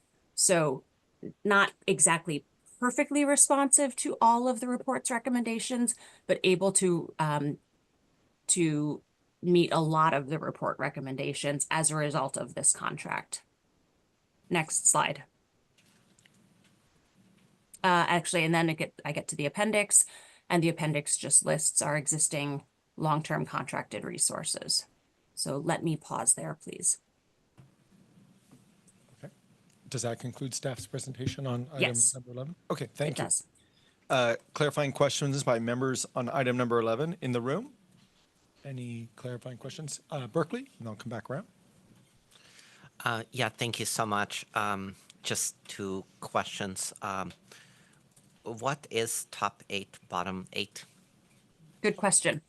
It is a form of arbitrage contract where we will pay Middle River Power a flat price, and then what we get back, the financial settlement that we get back, is the spread between the highest 8 market clearing price hours of the day and the lowest 8 market clearing price hours of the day. A battery charges and discharges. It does not generate electricity. So in the lowest 8 hours of the day, the lowest 8 priced hours of the day, the battery will be charging. In some of those hours, energy might be priced at a negative price, meaning the battery will be getting paid to charge. And in the highest priced hours of the day, we would see positive prices. And so the arbitrage opportunity is the spread between them. And that's what we would recover in our financial settlement. Thank you. And then just wanted to clarify, and I appreciate your spending time talking about all the carbon and other emission reduction opportunities if we were to contract. You mentioned array capacity for the natural gas portion of the plant, and is this being envisioned as essentially a peaker plant? It is not. It's a combined cycle plant, and so it runs more frequently than a peaker plant does. Okay, but we don't. I mean, AVA is not buying electricity from it. We seek to buy resource adequacy, which is a compliance product. We have to make compliance showings to the CPUC every month, showing that we have resource adequacy in our portfolio. And what it is, it's kind of like a REC, but for steel in the ground. I think of it as a certificate that says, I helped make sure that these power plants get built in California and that they stay available to the CAISO, the market operator.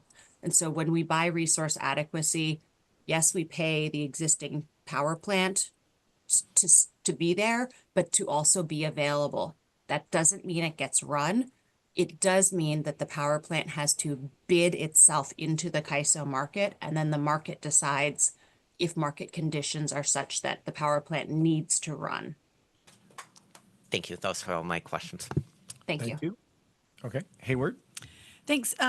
Yeah, on the resource adequacy. So I know we're just buying the certificate to have it, but if we needed, I mean, aren't we still contributing to that power plant being available for the state, which I understand we need it because we need this base power source. But I mean, at some point, is this sort of supporting, the very energy that we're trying to move against? As far as like our mission in AVA to. Not frame it that way. Because we have compliance obligations that require us to have sort of rather specific types of resource adequacy in our portfolio, we and all load serving entities have to have some thermal resource adequacy in our portfolios. Okay. I'm still getting to terms with research. Yeah, I would I think that's why I'm. Yeah, I would just add in, I just wanted to emphasize that currently RA is under a 24-hour slice sort of view. So you do need to have RA obligations for every single hour, and that's driven, sort of accentuates the need for some thermal RA within your portfolio. The other thing I would say is this plant will run no matter what. Okay. So this is not a new project that we're getting built. And obviously, new natural gas in California is very unlikely. And the way I look at hybridizing a unit like this, understanding natural gas is not our priority. This is not the direction as an agency that we want to focus. But hybridizing that really is trying to find a way to transition away from that, because this project's got very long useful life. That owner will operate this plant whether we're involved or not. And so actually when you help to facilitate an addition of a 40 megawatt battery, it really is helping to transition over a longer period of time. Okay. Thank you. Okay. Any additional questions by members in the room at this time? Seeing none, any questions by members online? Yes, Oakland. Yes, hopefully you can hear me okay. Thank you so much for that very comprehensive, high level presentation. I did kind of have a question because when you read the report, it does say that, this particular plant is kind of what you stated, that there are serious, like in this region, there's serious concerns for public health, and listed under the recommendations, and just kind of want your feedback on this. Listed under the recommendations, it says that it's actually encouraged that this particular plant be retired by 2030, a part of SB 100 resource planning efforts. And so just was curious a little bit about that, because I know the contract is, and I'm sorry, I'm blanking on what the slide said. Was it 15 years? 15 years. That is correct, 15 years. 15 years. The power plant will not be allowed to retire by 2030 by the state. The state of California will keep the power plant online for grid reliability. What we are actually seeing is that the state, the CPUC, the CAISO, and the governor's office are going to great lengths to keep natural gas resources available. That is not the same as actually making them operate, but making sure that they are available to contribute to grid reliability, in some cases beyond the lifetimes that were originally anticipated. Excellent, thank you. And then as far as just like the detailed language of the contract, I know that it's just kind of calling out like just some of the things that you would like the plant to do, but is it more like, is the language more like suggestive or more like more guiding? Hopefully you understand where I'm getting at. I'm pretty sure you're referring to the CEHA report. The contractual language will obligate Middle River Power to make data available to air quality management districts. So in some cases, the contract language will be prescriptive about Middle River Power's obligation to make data available. In some cases, contract language will be a little bit more vague. For example, one of the CEHA report recommendations is that impacted communities be notified if there is a spike in nitrogen dioxide emissions. We do not know exactly how that will be done yet. One possibility is that a website could be created but we have not finalized that detail, nor will we have that detail finalized by the time that we execute the contract.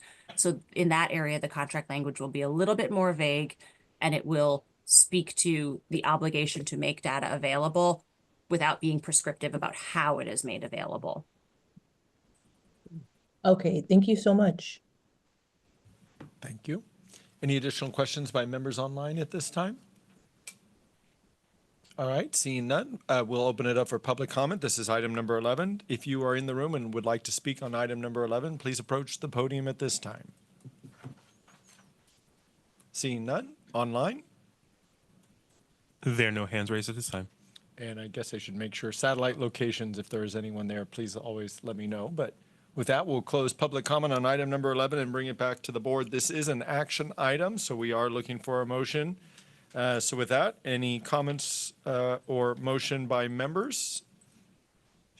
Yes, OCAC, please. Just to Sorry. reiterate from the report earlier that we did say we would support the recommendation for approval for the board.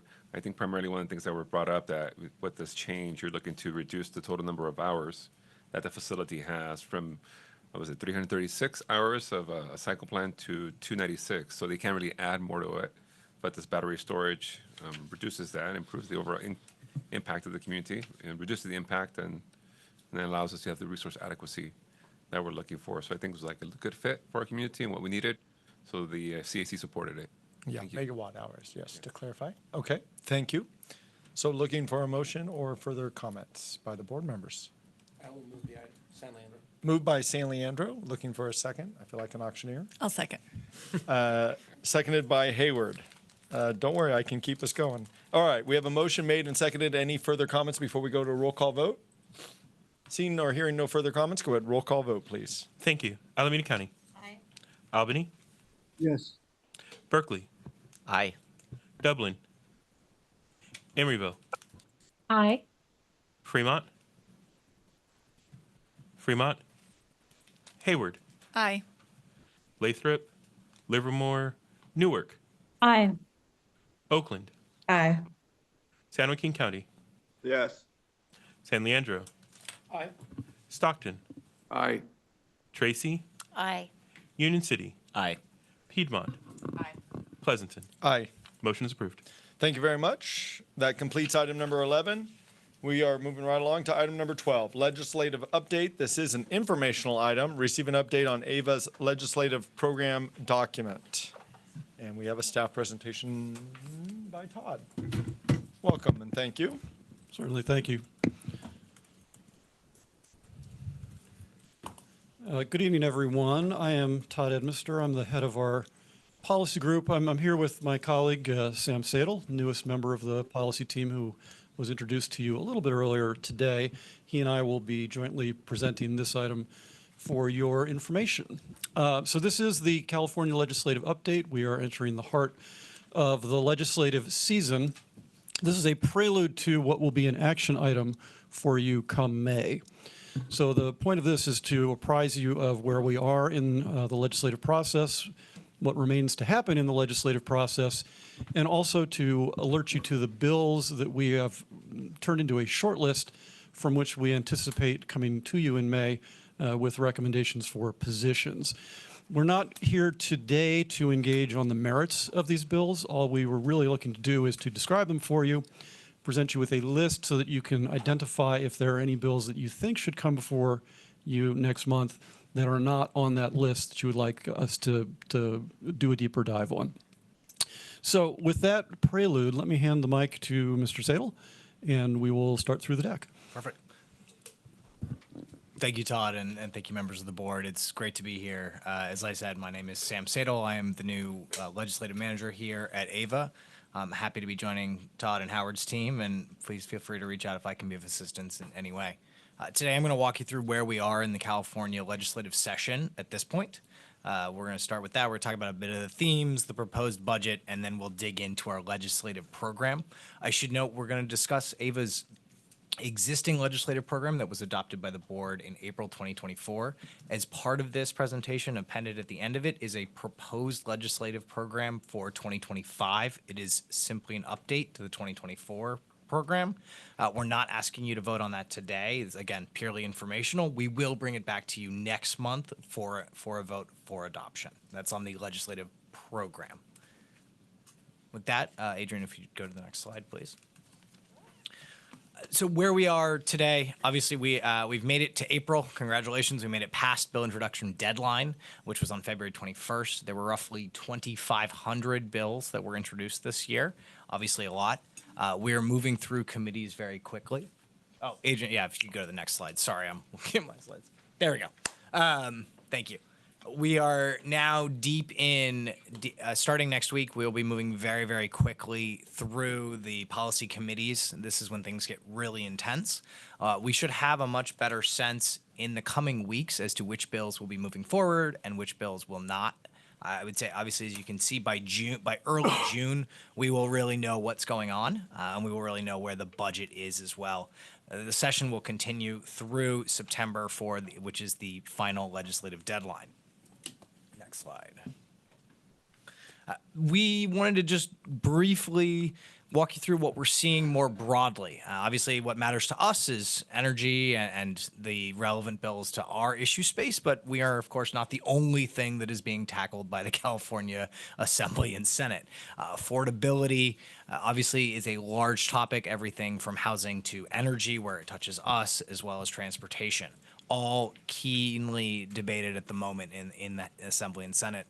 Energy and climate, you'll see in there, as affordability continues to be a key piece of this. Also, the reauthorization of the state's cap and trade program has been and is definitely heating up, and we should see more conversations on that over the course of the year. Wildfires and insurance, key questions there, has a potential to touch on some of our bills, and we'll discuss some of them as we get a little further. But that is part of the broader challenges that we're seeing. AI, and then of course how to push back against federal actions. So that's big picture what we're seeing in Sacramento this year. Next slide, please, Adrian. Perfect. Briefly on the budget. In January, as was required, the governor proposed a balanced budget, which had slightly higher than projected revenues as well as higher expenditures. I should note, today is not January, as I'm sure you can all tell both from the weather and the politics going on right now. Things are shifting, and by the latest Legislative Analyst Office budget, it's looking like we're going to be in operating deficits for the next 5 years or soon or somewhere thereabouts. On May 15th, we'll get the governor's budget revision, which I would venture to guess, will be starkly different than what we saw in January due to changes in the stock market primarily, but also in increased costs. I should note here, I said that they are considering early action legislation to address higher than expected medical costs. That was actually passed earlier this week, so this is slightly out of date. Next slide. Briefly, before we jump into the bills for this year, I'll talk about the legislative position. The legislative positions, we have 5 planks that we built the legislative program around. They are the same as we have had in the past, the same 3 with 2 quick additions. One is we added a legislative plank on affordability. Obviously, that is important to AVA and in our quest to provide affordable energy for our consumers. And then also we added one on bill transparency. And by bill, I don't mean legislative bill. I mean the bills that customers see so that they understand what they're getting, and we do see some legislation around those questions. We'll come back to this in a moment, but that's what we'll be talking about. Next slide, please. So as I said, 2,350 bills. My apologies, I misspoke. It's still a lot. As of February, we had 2,350. As a legislative team, obviously myself and Todd and Kendall and Dominic here, we're monitoring closely about 100 bills that are relevant to our space and to the interests of AVA and the broader community. Of those, we're digging pretty deep on 24 of them. We have ongoing cross-functional analysis with Power Resources and others within the AVA community to look at how these can potentially impact AVA going forward. These are the 24 bills that we are preparing for potential endorsements or either endorsed positively or negatively from you all next month. We may not bring all 24 of those, As Todd mentioned earlier, we are asking if there are other bills that you wish to see us dig deeper to. We can, of course, add to this number, but as of today, 24 bills is what we're doing. And with that, I will pass it back to Todd, and the next slide, please, to dig into the substance of the bills, although don't be surprised if I speak up while this goes forward. Thank you, Sam. Appreciate it and appreciate the overview. So again, to frame, the objective here is just to alert you to the bills that are on our list to come back to you about in May. And so I want to explain what this table is. This is the bills ordered in bill number order, divided first by assembly bills. And then if we go forward 2 slides, Adrian, one more. Yep, thanks. And then Senate bills, right? So purple for assembly, gold for Senate. The bill text, the full bill text is accessible electronically through the PDF file that is posted with the other board materials for this meeting. So if you want to see the full bill text, you can just go to that PDF and then click through the links in the bill number and author hypertext on the far left side. The description is intended to be as brief and yet still explanatory as we could make it here. And so I hope that gets the gist of these across to you. I will be speaking about these in a little bit more detail in a moment. The AVA delegation sponsor, to be clear, that is not a position. So it says yes, that doesn't mean yes, we're supporting. What that means is that the author is a member of AVA's state delegation. So for example, Senator McNerney is a senator from a region that is within or overlaps with AVA's footprint. So the yes there doesn't mean yes, the bill. It simply means yes, the author is from within, from a delegation within our footprint. And then finally on the far right, that reflects the procedural status of the bill as of the date of this deck. And obviously events are moving forward. This will inevitably be somewhat out of date, but that was the state of play as of the drafting. Okay, so against that backdrop, the reason that we've left this in bill order is so that you can very quickly see if you have a number for a bill that you want to add to the list, you can see whether it's there or not. I'm going to discuss these bills, though, tonight thematically. And as Sam mentioned, there are these overarching themes within the legislature, which we see. And then we also have the touchstone of our legislative program that we go to see what bills should we, AVA, be particularly interested in. And so for the verbal tonight, I've organized the bills according to the categories from our legislative program to which they most closely correspond. And a number of the bills are cross-cutting. There's some arbitrariness around whether it's an affordability bill or, say a local development bill. But try to organize them to most closely correspond to those principles. So let's start in with affordability. This is probably the single most pressing issue in the electricity space before the legislature last year and this year, actually. And the bills that we are looking at under the affordability category can be divided into really 2. There's AB 99, which is a bill that caps electricity utility rate increases to the level of inflation, with exceptions for safety and, most pertinent to us, commodity costs. Of course, AVA's rates are pegged to IOU costs, and so we are not super concerned that this will impact us from a rate perspective, because procurement is basically commodity costs. That said, we will be looking very closely at this to see if that changes, and if it does, it would be of much greater concern to us. The second bill here in this category is 254. This is a Becker bill, and this would expand FARA program reporting to include outreach efforts in disadvantaged communities. So essentially I have 2 different approaches here. One is a Republican approach to try and freeze rates for everyone, and then the second is a Democratic approach to try and focus on making electricity affordable for members of disadvantaged communities in particular. We have a couple of other bills here that relate to IOUs specifically, and the rate increases that we have seen from the IOUs over the last several years. Again, we have kind of a Democratic and Republican split. We have SB 24 from Senator McNerney, who is a member of our delegation, which prohibits the use of ratepayer funds by IOUs for political influence and also mandates some expense transparency. And then we have AB, Assembly Bill 884, which is a Republican bill, which outright bans political contributions by IOU utilities to state candidates. So again, keeping an eye on both of those bills. Moving on to, well, let me note first, one of the principles, the second principle that you will see in the legislative program is protecting community choice. And this is the first year in my experience that we haven't had an outright attack on community choice coming from the legislature.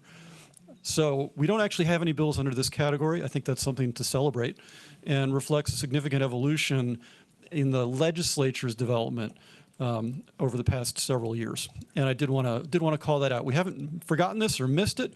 We just don't have any bills under that category, and that's very good news. The next category where we do have bills, legislative principle here, accelerating decarbonization. There are a couple of buckets here with bills that we're watching. The first is the local permitting bucket, the second is battery storage. Let's start with the local permitting here. There are three bills under this subheading that we're particularly interested in.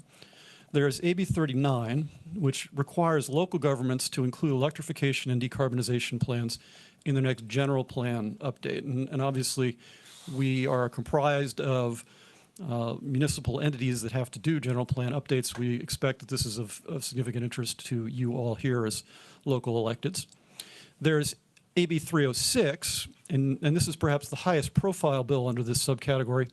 This would limit local changes to residential building standards through 2031. This is essentially the freeze on non-safety, non-emergency changes to building permitting. And then last is SB 282, which would simplify local permitting for residential heat pump installation and also streamline installer certificates. Moving on to the storage subcategory.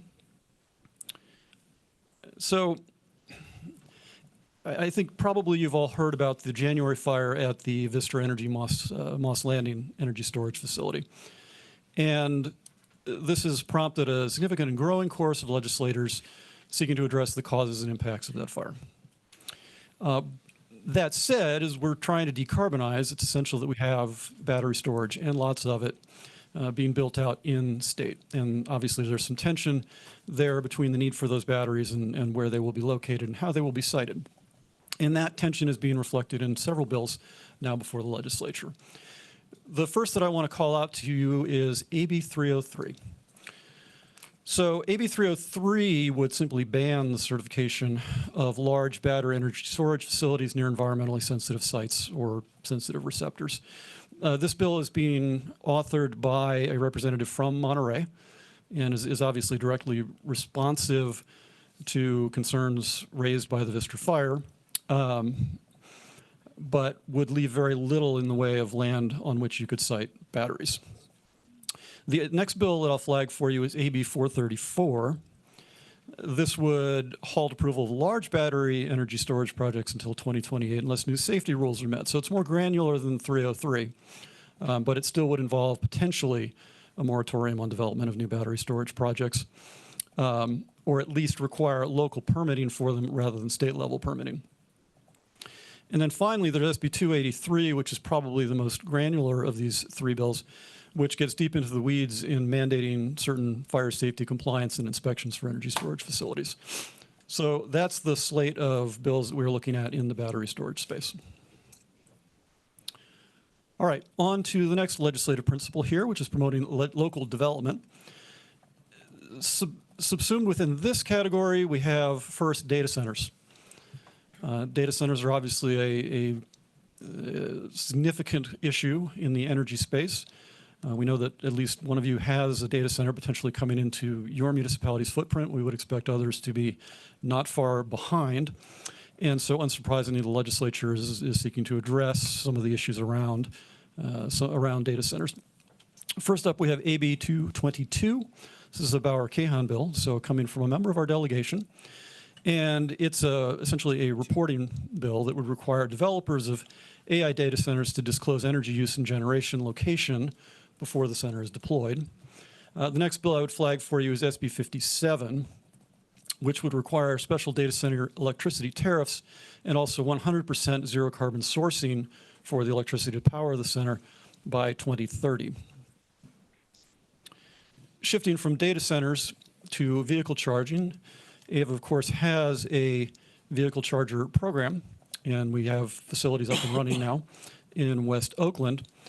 And accordingly, the regulations that apply to those charging stations are of direct interest to us.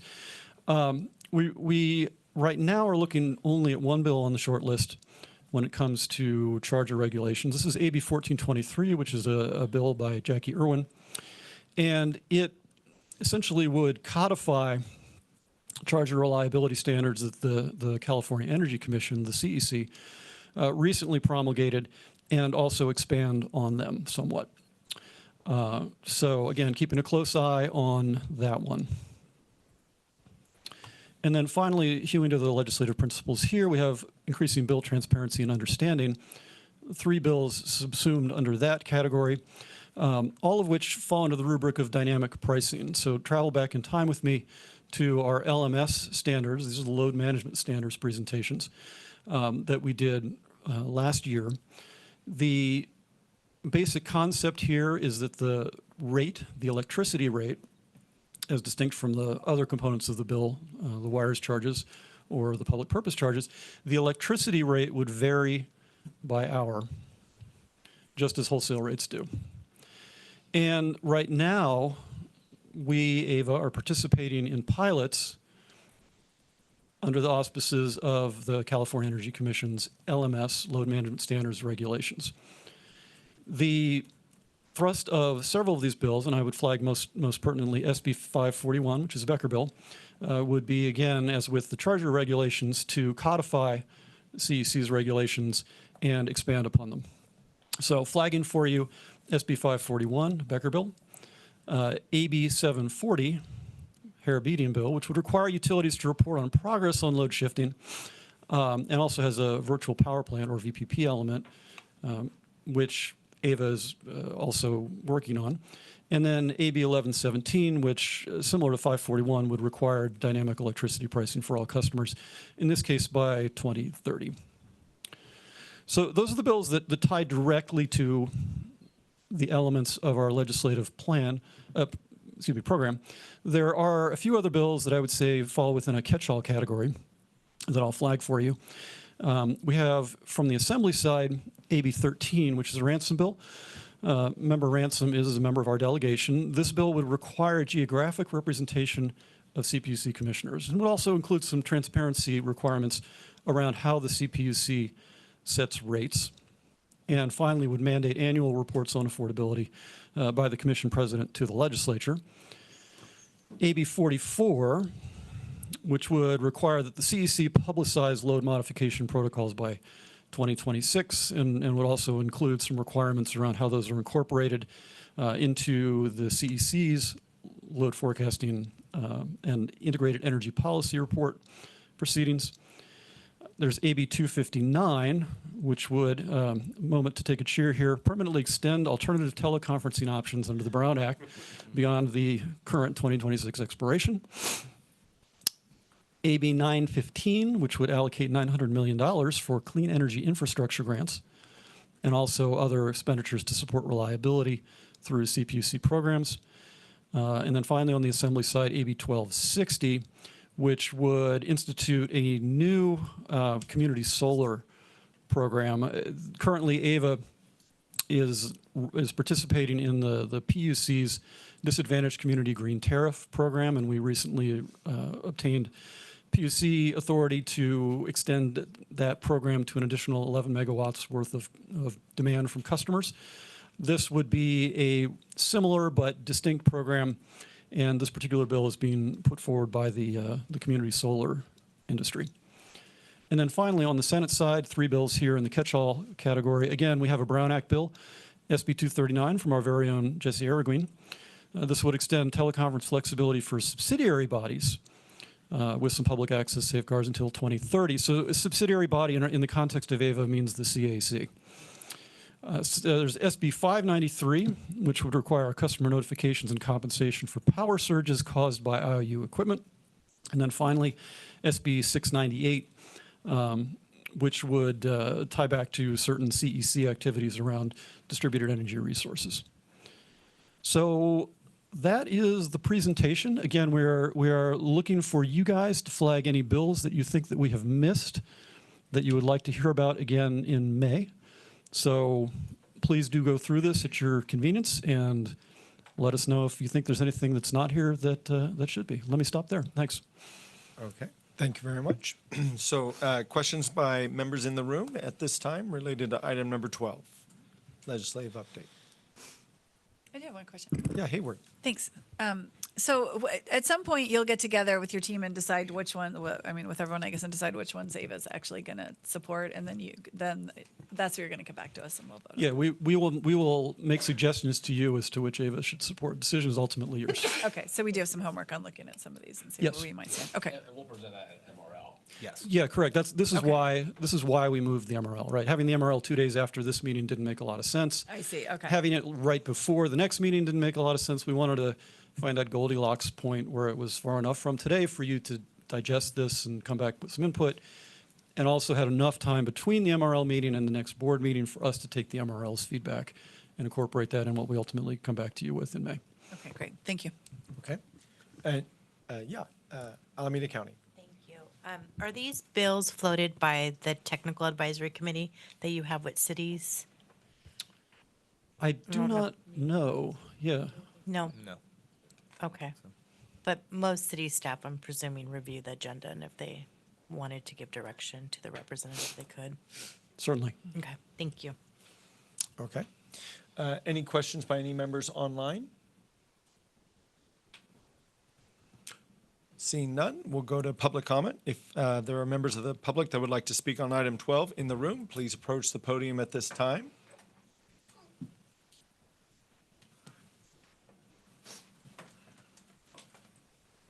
Thank you.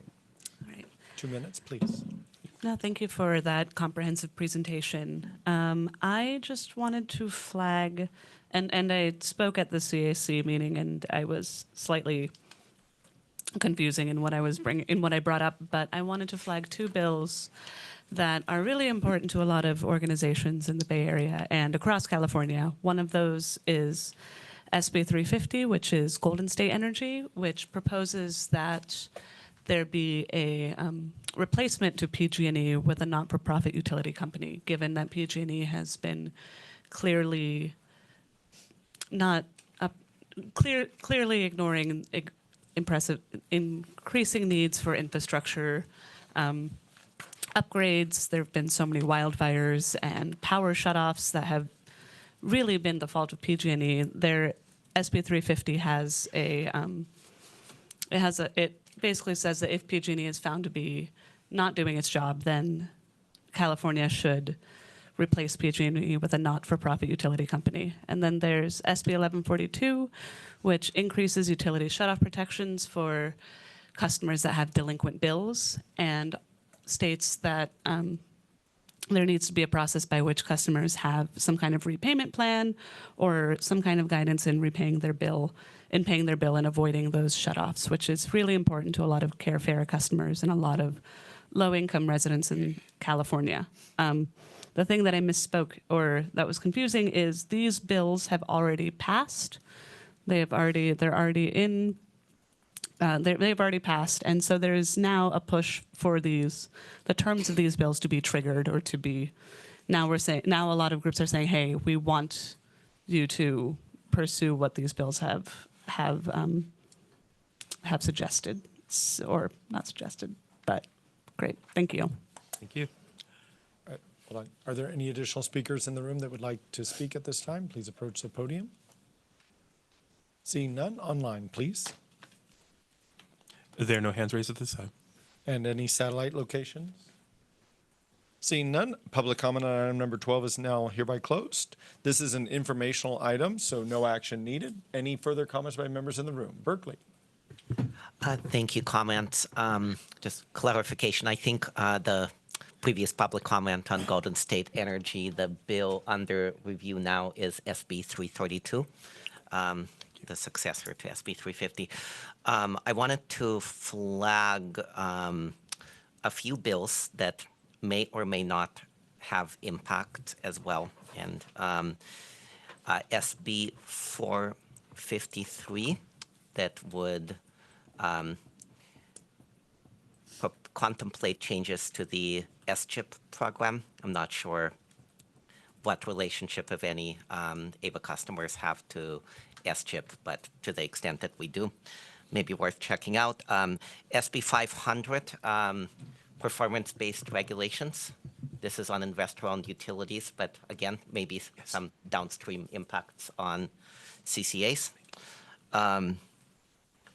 AB 1347 that looks at streamlining, building up LSCs, load-serving entities in 6 impacted areas impacted by the fires, but also there may be, well, to the extent that any of them may be within AVA territory or regions within which we may want to contract for energy, that might be useful to take a look at.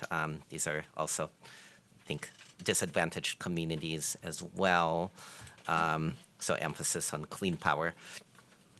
And then AB 942, I wanted to flag because that is of grave concern right now within all investor-owned utility territories.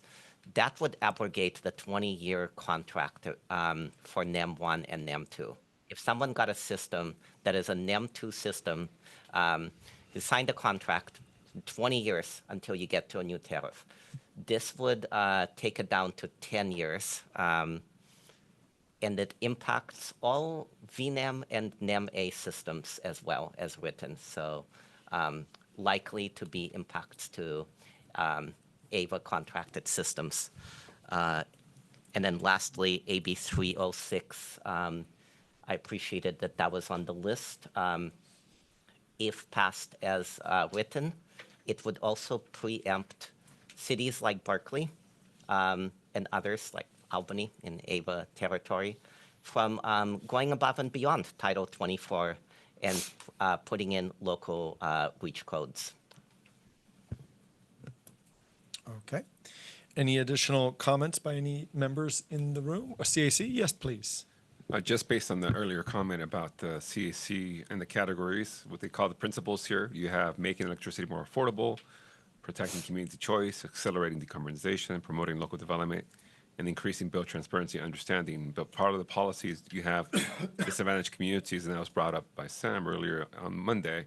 But one of the comments from the CAC members was talking about more specifically environmental justice. So not, really looking at should environmental justice or equity be looked at as a principle or just a position down in the statement of the document that we have in the appendix. So just something to consider. So look at how environmental justice can be really elevated as one of the principles rather than just being a position you take. Something for the board to consider. Thank you. Thank you. Any additional comments by members in the room related to item 12? Seeing none, any additional comments by members online related to item 12? Seeing none, we are about to close it out, but I'll just mention, as staff mentioned, if you have additional bills that come up as you look through the material, please forward them to Todd and staff through Howard, and that way they can take a look at it. I also will echo what the CAC is saying. I appreciate bill transparency. A lot of my constituents are very confused about how the bill looks and how to understand it, which generates most of the comments I receive, and the affordability plank. So I appreciate those being added myself. So thank you for doing that. And if we add additional ones as appropriate as we evolve. So thank you very much. That will close item number 12, and we are now proceeding to item number 13. This is a continuation from the prior meeting so that we could gain more information and see how the progress went. SB 540 Pathways, support letter approval. This is an action item, and staff, we have a presentation as well. Thank you, Chair Balch. The item here is continued from the April meeting. The action requested is that we, AVA, sign on to a support letter for Senate Bill 540. And so we'll talk a little bit about what that is, and why it is that staff is recommending that the agencies support that bill. Let's go ahead and go to the next slide, Adrian. Thanks. All right. So as noted, we, AVA, have been asked to sign on to a letter of support for SB 540, and as of now, at least, the letter which we've been asked to sign has been signed by, as noted here, some 40-plus organizations, including a number of our peer organizations, our peer CCAs, and also our trade association, CalCCA, which, in addition to signing on a support letter, has been actively involved in the development of the bill and the underlying Pathways Initiative. What is SB 540? Well, SB 540 enables California to participate in a regional energy market overseen by an independent regional organization as proposed by the Pathways Initiative. So each of those things, there's a lot to unpack there. We'll get into that as we go through the deck. But just note, regional energy market, only energy market, and independent regional organization overseeing just the energy market. And the concept here is coming from something called the Pathways Initiative. And again, we've been looking at this very closely. We provided materials in March for the March board meeting. We've provided more extensive materials as part of the materials for this board meeting. And in addition, we had directed both the board and the CAC to a webinar presented jointly by CalCCA, again, our trade association, and environmental voters with a bunch of additional information for your benefit. For those who couldn't attend, we also provided a link to the recording of the webinar as well as the materials that were presented there. So finally, the letter that's referenced at the very first bullet went to the Senate Energy, Utilities, and Communications Committee in early March. And the concept here is to have our name added to the letter for a broader legislative outreach. Okay, next slide, please.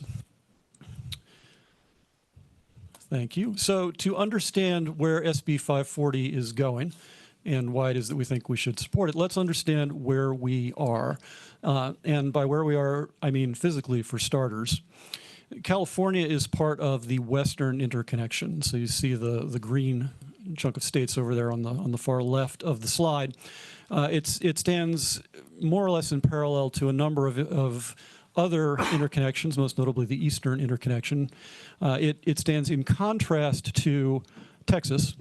We are not Texas. Texas is an electric island. They are not interconnected with any of their adjacent sister states except for the Panhandle. And as a consequence, they stand alone.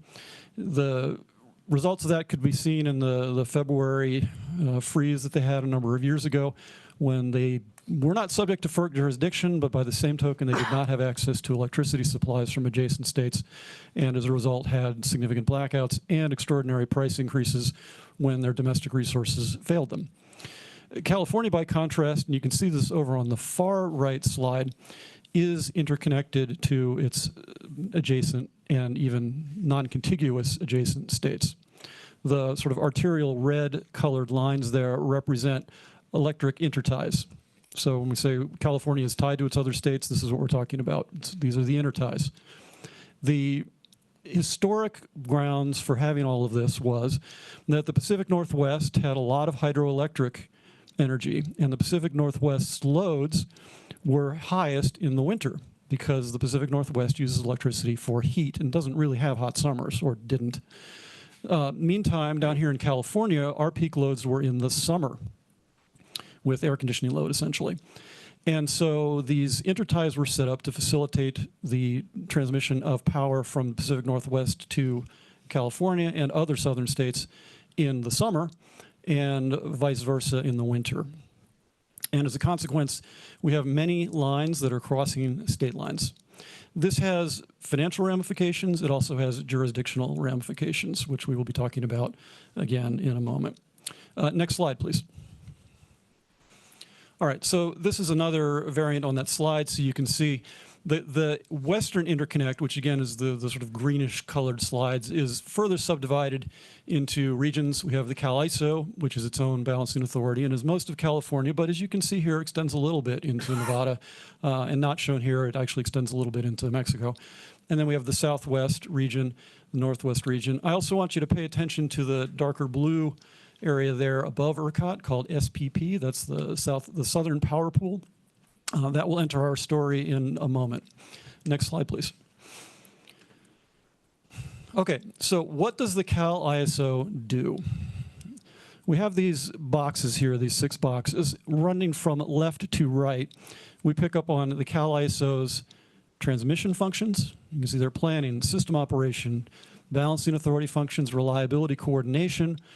And then on the far right, we slide into the energy markets. And there are 2 separate facets there. There's setting the energy market rules and also operating the market. And then operating the market in turn ties back to the left, balancing authority functions, transmission system operation.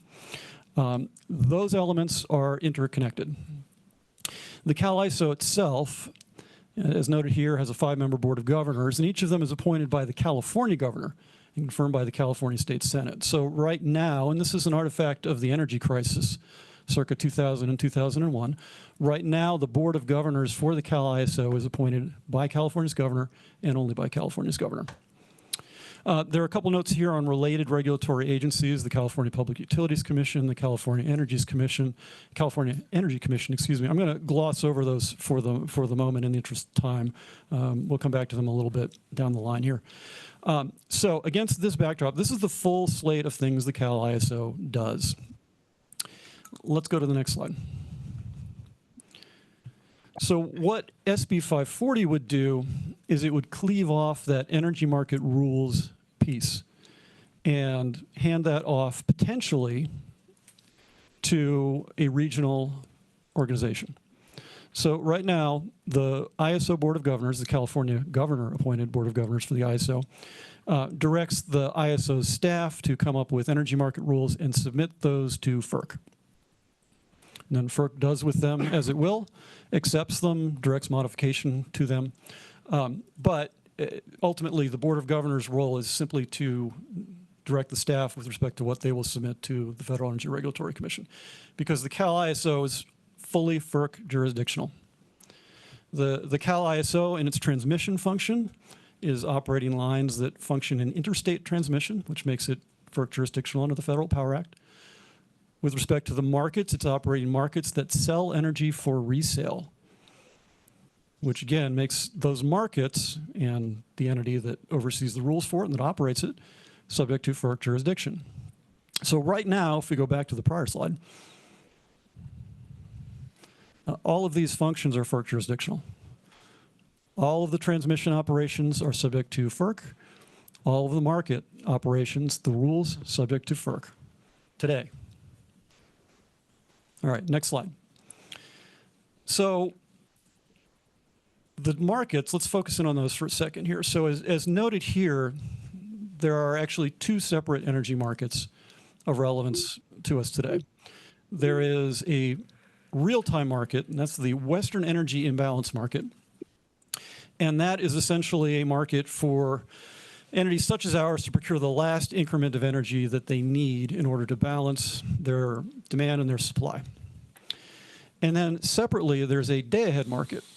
And so the day-ahead market is where all energy is scheduled. The imbalance market, as the name implies, catches any imbalance between what was scheduled in and purchased and sold in the day-ahead market.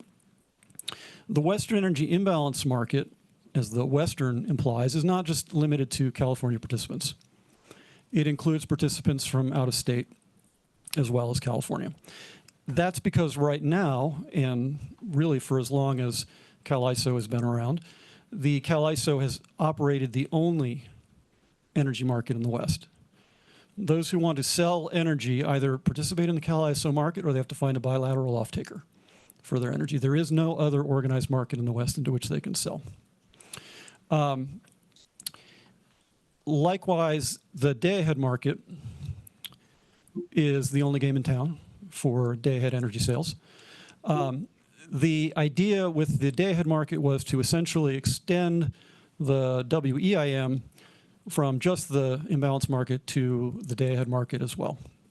And again, the concept was that all the folks who participated in the real-time market would also participate in the day-ahead market, with the day-ahead market to start in 2026. All right, let's go to the next slide here. I think actually E3 covered all of this, but this is why we have a regional market. or why a regional market is a good thing. The punchline, I think, is down at the bottom, right? We want a larger market in order to ensure that we have resources when we don't have enough in California. And as EDF has put it, especially with intermittent resources, renewable resources, we want a market that is bigger than the weather. So that when we have clouds in California or the wind is not blowing here, there are resources in other states where it is sunny or the clouds are blowing. And that's those last couple of bullet points there. All right, next slide, please. All right, so coming back to the market for a moment. So this is where we are today on the Western Energy Imbalance Market participants. As you can see, it's a pretty big slug of the West. There's a bunch of organizations listed over there with the bullets. And it is much larger than the weather. And this has been a good thing, both from an affordability perspective and a reliability perspective. When we've needed energy because of bad weather, or in one case a solar eclipse, we've been able to call on resources from outside of the state, and they've been there for us. The additional entities there that you can see in the blue have not yet joined, but are expected to join next year, or at least were. We'll come to that in a moment.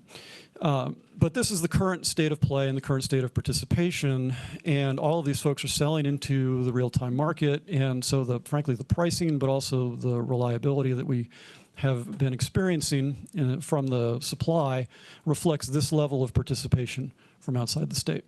Let's go to the next slide, please. All right, this here reflects the possible universe of folks who would participate in the extended day-ahead market.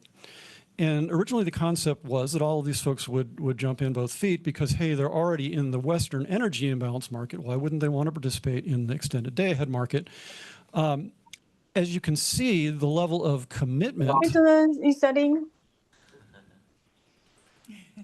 As you can see, the level of commitment here, though, is significantly below what we saw in the prior slide. So if we zoom back for a second to the previous slide. Adrian, it's you. Thank you, sir. Keeping on your toes. All right, as you can see, right, big slug of the West here covered in orange. That's the full universe of participants in the WEIM today. But if we go to the next slide, much smaller level of participation, right? Just the dark blue. As we shade from essentially dark blue to dark green to light green, we can see that there's a large number of folks who are participating in the Western Energy Imbalance Market, but who are not currently committed to participate in the extended day-ahead market. Why is that? Next slide, please. Well, it's not because of these guys. Let's take a sidebar for a moment to the FERC. As noted earlier, the Federal Energy Regulatory Commission has plenary jurisdiction over the Cal ISO. All of the ISO's rates, terms and conditions of service have to go through the FERC. And this is the current composition of the FERC. The FERC is by statute actually bipartisan. So we have 2 Republicans, 3 Democrats, but one of the 2 Republicans is a Biden appointee. So right now we have 4 Biden appointees on the board. That's going to change in 2026, right? You can see Willie Phillips there rolls off in June of 2026. Anyway, this is the current composition of FERC. And when we get to slide 18, you'll see why that matters. Okay, next slide, please. Lots of threads to tie together here. All right, so why pathways? Well, again, for decades, California has been the only game in town for folks who have wanted to, for energy entities that have wanted to participate in an organized market. And as a consequence, they've been participating and selling their energy into California, but they've always been unhappy with the governance structure. This is not a new gripe that they've had. They do not like it that essentially their generators selling to California have to live with rule sets that are determined exclusively by, proposed to staff to propose to FERC exclusively by a group of folks that the California governor appoints. But they've always had to live with it because, again, only game in town, right? That said, there has been a recognition that that's an issue. And in particular, that other states should have more of a say in the rules that govern the market in which they participate. And so going back a couple of years, as you can see here at the request of the Public Utility and Energy Commissioners from states across the West, the Pathways Initiative was launched. And so again, there's a little reference there to slide 16, which has the list of committee members. The real driver here, though, has been the emergence of a competitor to Cal ISO's markets. And as I mentioned earlier, keep your eye on SPP. That was the dark blue slug kind of in the middle of the country there. SPP has been developing a competitive market called Markets Plus. And so now, today, the entities from outside of California that have been selling us the energy on which we have depended for reliability, for keeping enough margin in our markets to keep prices less unreasonable. Yeah, slide 22? Yeah, okay, thanks. They have somewhere else to go and have been increasingly noisy about them voting with their feet. 22, Adrian? 26 in Adrian's number. Oh, okay. Yeah. No, keep going. Here? Keep going. No. You want to go to slide 22. It's the number 22. Bottom right corner, yeah. Oh, bottom There right we go. corner. Okay. Okay, great. Right. So the emergence of the Southwest Power Pool has upended the dynamic that has ruled here in California for decades, in that it has given the folks outside of California somewhere else to go, where they are going to have a say, greater say, in the governance of the market than they have here in California.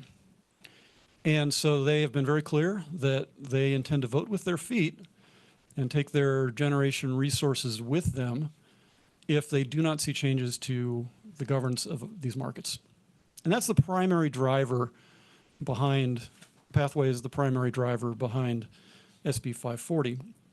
Alluding to the presentation that you heard earlier today, California is dependent on imports for both reliability and for pricing in the real-time market. Relatedly, California needs a market to sell off the excess renewables that we have. That's a large number. You heard it was like 1,000 hours out of 8760, where we're seeing curtailments now. That number will only grow. And so California has essentially been forced to come to the table around market governance in order to ensure access to the resources that are essential. If we do not come to the table, we can expect a couple of things to happen. What's the slide with the split market graphic on it?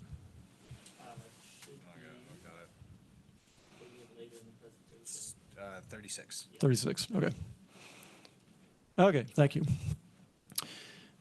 So this is from the Brattle study, and the Brattle study is in your materials if you want to dive deeper in it. Let me caveat my remarks here by saying that neither the Brattle study nor the Woods Institute study are gospel. Like all studies, they'll have their issues, but directionally they're undoubtedly correct. If we do nothing, California in this case, if California does nothing and sits pat with California-only governance, we can expect something closer to the split market case, where very few of the entities in the West continue to sell into California and instead decamp for probably Markets Plus. And conversely, if we do go forward with SB 540, we can expect to see something closer to the baseline plus case. What's characterized here as the baseline case is not, in fact, the baseline case. That's the case, the today case. I think it's probably unfortunate nomenclature, right? That's the way things are today. We've got a bunch of these folks who are in the sort of the teal color who are selling into California. There's no reason to expect, and every reason to expect not, that they will continue to sell into California if we don't meet them somewhere in the middle around the governance of our markets. Right, we end up somewhere much closer to the split market case. BPA has already been very clear that they are out. PowerX, to the extent they still sell into the United States at all, after the actions by the DC, would probably be the next not to go, or excuse me, next not to sell into California any further. And you can see a bunch of other folks there in orange who we would expect to see decamp. A question's been raised at the last session, and I think it's come up also in the Cal CCA deck. Well, gosh, even under the split market case, we see an increase in emissions. Well, yes, exactly. Right. The split market case is what happens if we do nothing. You could still see something along those lines if we, even with SB 540, right? All these folks could still bail. But the bottom line here is that directionally, you're going to see higher emissions in things approaching the split market case than in things approaching the baseline plus case. And the reason for that is, again, harking back to the E3 presentation, if we're an island, we've got a bunch of renewables that we're going to curtail. And conversely, there's a bunch of dirty resources elsewhere, potentially, that are going to run, that would have been displaced by the otherwise curtailed energy. And that's only going to increase over time. And then relatedly, there have been some numbers thrown around, 800 million on the high side. I think it's 183 million on the low side for financial benefits to California. Again, if we're not participating in this market, resources on which we have long depended to provide the marginal resource in California are going to be gone. And while the dependence on the real-time market is much smaller now than it was circa 2000, 2001, we still need it. And the price ramifications of not having those resources will flow through to all customers. And we can quibble over the exact magnitude of them, but there's no doubt about the direction in which they will head. Prices will get higher for energy. If we do nothing, for sure. If we do something here, maybe, probably not, though. We probably end up with something much closer to the baseline plus case. So the core of the argument here is really tied to the governance changes that SB 540 makes. So Dominic, can we go to what's the SB 540, what it does slide? Yeah, 25. 25, thank you. Starting from 25. Yeah, I'm jumping around here. Sorry, Adrian, keeping you on your toes. All right, so to frame here, so SB 540 is not regionalization. Okay, there were prior bills in prior legislative sessions that were regionalization. Regionalization would have shifted all of the Cal ISO's functions to an RTO, a regional transmission operator. The ISO right now is just, put that in quotes, a system operator. It's not an RTO. And while it has little tendrils reaching outside of California, they're fairly minor, and it's effectively a single state entity. The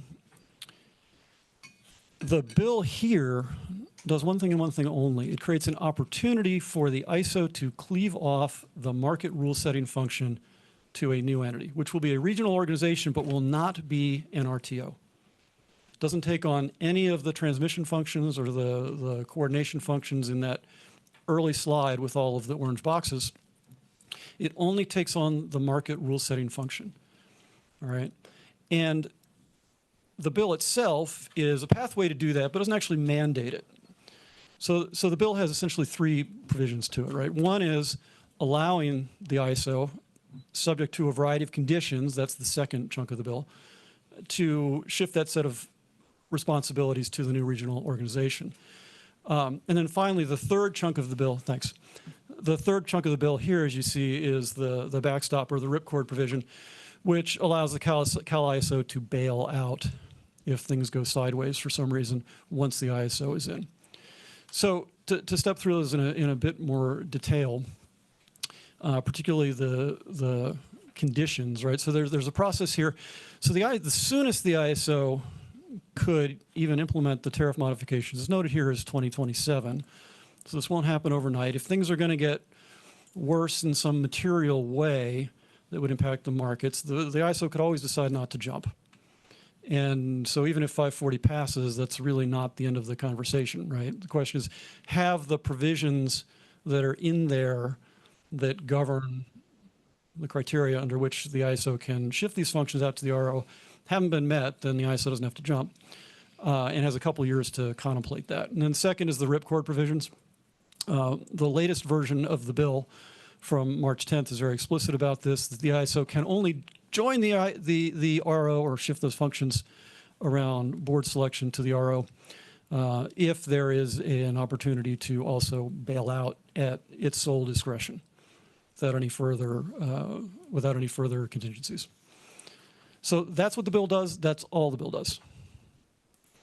All right, so let's talk a little bit about what the bill does not do. Again, alluding to the March 10th version of the bill, the bill is very explicit. It does not touch RPS. Right. Thank you. Let's go ahead and go to that. Yeah. Thank you. Right. Doesn't change RPS. Doesn't change RA. Has nothing to do with capacity. So RA is the California flavor of capacity. 540 doesn't touch that either. Doesn't touch, it's not listed here, but it doesn't touch the EPS, the Emissions Portfolio Standard, which effectively precludes new long-term contracts for coal as well as dirty gas. Again, we just talked about this, right, but doesn't immediately authorize the CalISO to join the market. It creates an opportunity for it to do so, but again, there are a bunch of conditions precedent to it doing so. It doesn't require any new funding or new infrastructure to operate the markets. The market operation function remains with the ISO as it is today. And then finally, it doesn't touch on procuring local clean energy or local development. None of that is impacted by 540. The greatest concern that we've heard from folks who've commented on this has been around FERC and fear of Trump. I'll close by saying this. If the Trump administration is coming after us, they're coming after us. They're coming after California, they're coming after California. 540 doesn't change any of that. Okay, the CalISO itself is fully FERC jurisdictional. If a Trump majority FERC wants to do something crazy, and we'll have some insight into that certainly by 2026 when the board flips to a Trump-appointed majority, well before the 2027 earliest possible opportunity for the ISO to move under 540, they're going to do it to the CalISO. Period, full stop. If they want to make CalISO change something in a way that's troublesome, they can do that now just as they could do it under 540. Makes no difference whether 540 passes or not. The real question here is whether we at California are willing to cede some of our ability to pick governors, again, subject where whatever they have their staff put forward is subject to FERC review today, will be tomorrow, to our neighboring states. That's the only question. If we are not, then we can expect to see some, perhaps nearly all, of the resources on which we depend. And I note particularly that Pacific Northwest Hydro is a resource that we are currently contracted for. That would be gone. That we, AVA, are currently contracted for. That would be gone, right, if we don't do anything here for GHG free. If in order to maintain the status quo and our access to those resources, we are willing to share the governance with folks from other states. That's the question for the state to decide. Staff's answer here is an unequivocal yes. We need those resources, gang. And if we walk away from SB 540, or if we say we are going to be an island, the consequences will be, at the very least, bad. Precisely how bad we can debate, but directionally there's no question of where that will go, both in terms of reliability, in terms of affordability, and in terms of emissions. And so that's why we are here today urging support. And the reason that we're here now in May is because the folks who are threatening to vote with their feet are actually going forward, making decisions now around which market they're going to go to. Again, we've already seen the BPA is like 90% of the way out the door. It is important for a unified show of support from across the load-serving entities in California that we are recognizing their concerns, recognizing that we want them to partner with us going forward, and that they are heard. And so that's why we're here now. We could let this play out till August, sure. We could wait. Bad idea, because folks are acting now, and a unified front from all California, critical. I'll close by noting this. I said it was FERC jurisdictional. We just saw an order from the FERC 2 weeks ago that approved an ISO filing to start the first implementation tariff changes for pathways. This is what's called the jump ball provision. It places the the Western Energy Imbalance Market / Extended Day-Ahead Market governance on an equal footing with the ISO when it comes to tariff changes. This particular change, a few things for you to bear in mind. First, was proposed by the California governor appointed staff, board of directors, directed staff of the Cal ISO.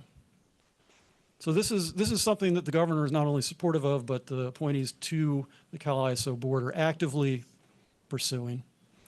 The second is that this order came from a Biden majority FERC. As you saw earlier, I told you I was going to come back around to this.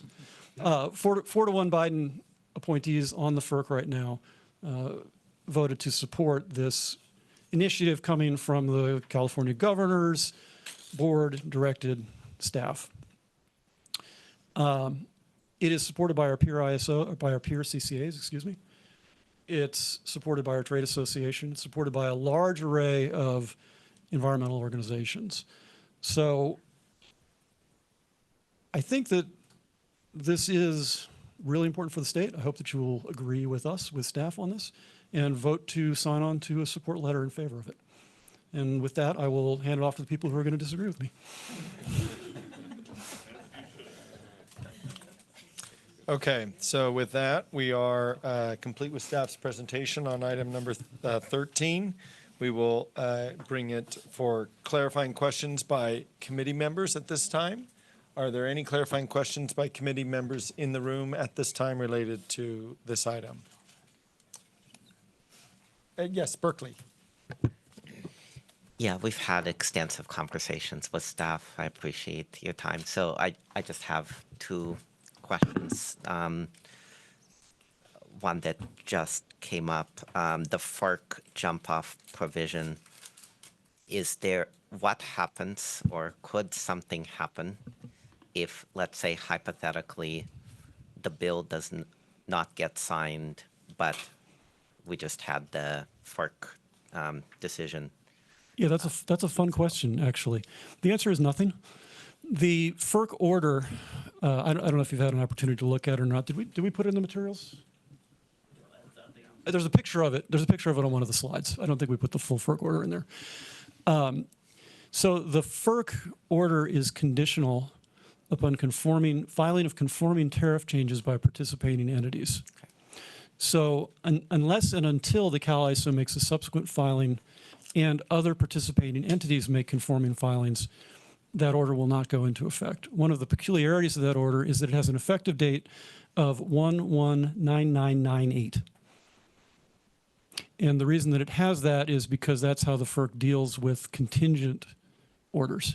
So once somebody, or several somebodies in this case, make the conforming filings, and you can see the details on this in paragraph 10 of the FERC order, then the ISO will make its own conforming filing that will include an effective date that conforms to a variety of deadlines that the FERC has around how close an effective date has to be to a filing date, and that'll be tied to the subsequent filings. Long answer. Short answer is nothing. A bunch of other filings have to happen as well. But this is a way that the FERC can allow filings to come in sequentially rather than requiring that everything come in simultaneously. Thank you. And then, we're talking hypotheticals, but even if California, let's say, passes this bill, what is to stop load-serving entities from still decamping to SPP? Yeah, nothing. It may still happen anyway. It will happen if we don't. Thank you. Okay. Any additional questions by members in the room? Stanley, Andrew? So a simple question around FERC oversight. I know that's not a simple topic. When it comes to the market rules, does FERC have the authority to approve, or can they impose market rules? They can impose market rules, and they do. So there are several examples of this. FERC, when they want to have everybody subject to their jurisdiction make a change, will undertake a rulemaking, and then they will subsequently require conforming tariff filing. So there are some, at least in FERC circles, famous orders such as Order 888 It's called 888 because the FERC is located at 888 First Street Northeast. They thought that was cute. Order 1000, 1000, it's millennial, et cetera, right? So we periodically and regularly see these broad initiatives from the FERC, and those in turn trigger filing obligations by the jurisdictional entities, which would include the CalISO under the current framework, or the CalISO and the RO under the SB 540 framework if the ISO jumps. That's all, Chair. Thank you. Union City? You can hand it over.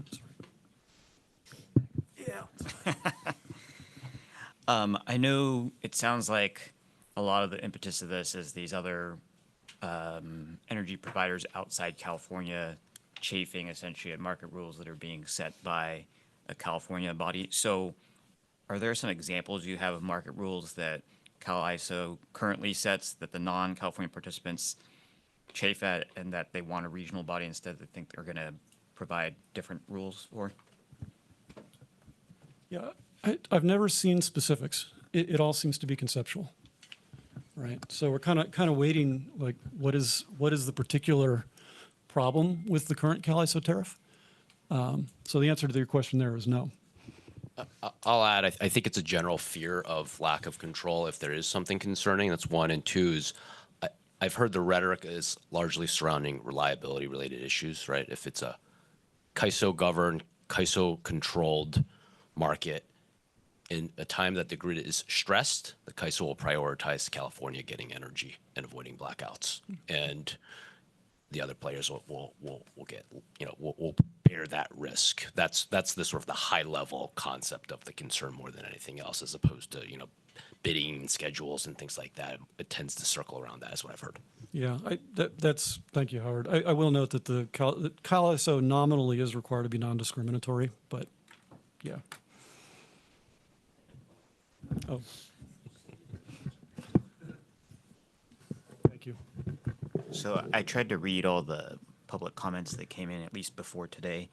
And it seems like there's sort of three legal arguments that are being made here, mostly to do with FERC, but I want to get your thoughts on it. So the first one, it sounds like, is this precedent that's being pointed to from 2004, that there's maybe not complete protection to your point, but some level of protection or special status that CAISO has that this new RO would not have from FERC, essentially. And I understand that there is FERC jurisdiction to sort of unilaterally impose rules across all of it, but it's sort of levels of degree, right? And uncertainty that comes from bringing things to court, things like that. So I wanted to get your feedback on that first argument. Sure. So you're referring to CPUC versus FERC. The central holding of that case is that corporate governance is a state law matter.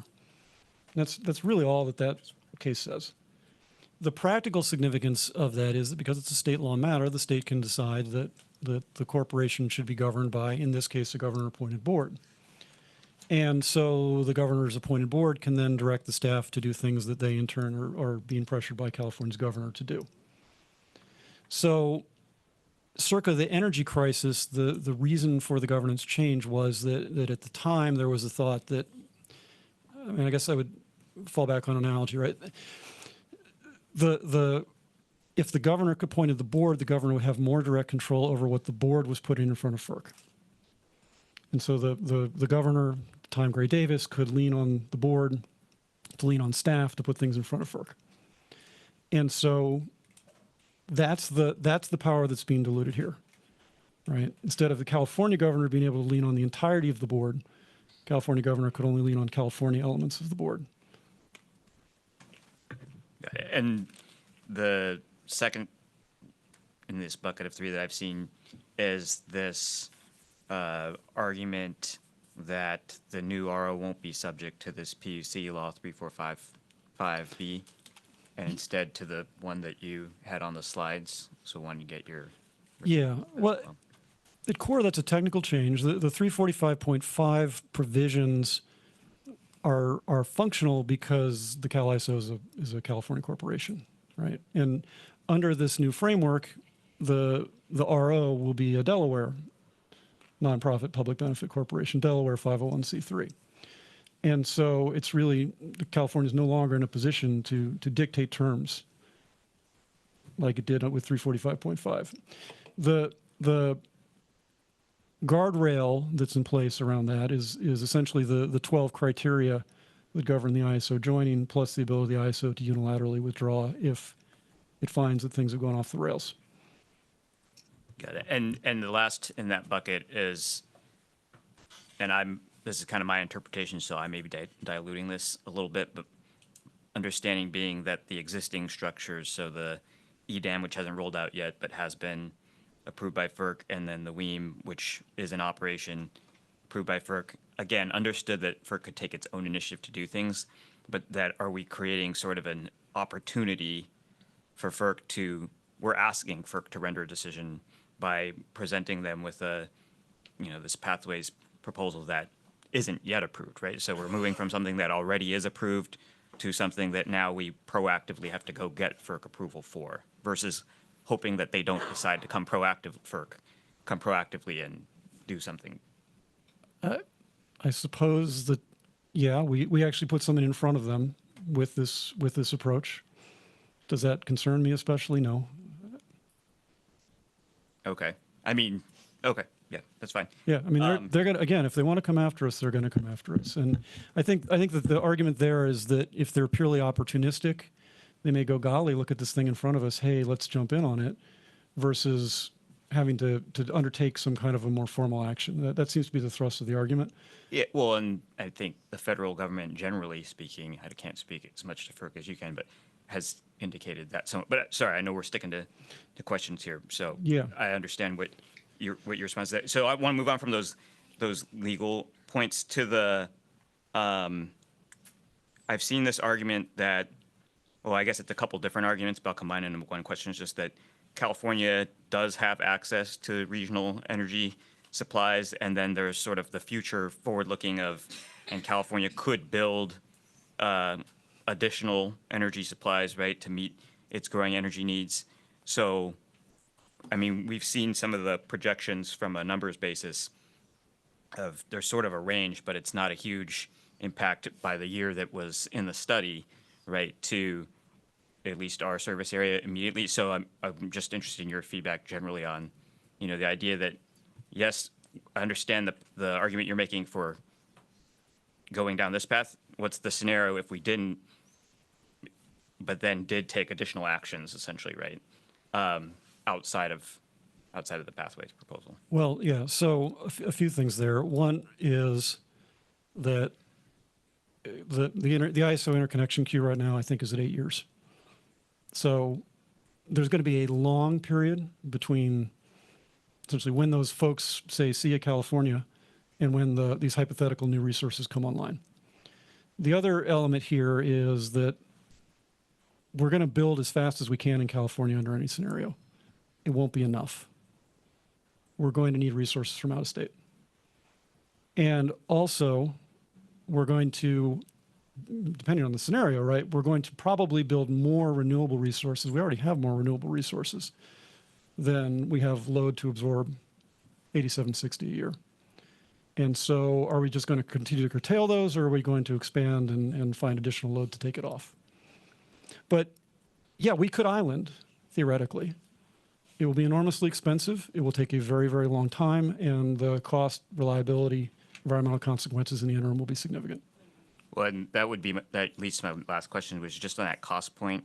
Again, just looking at that range, I forget what the exact numbers were, but even the low to the high, it was something like a fraction of a percentage point on that timeline, right, for sort of bill savings for consumers.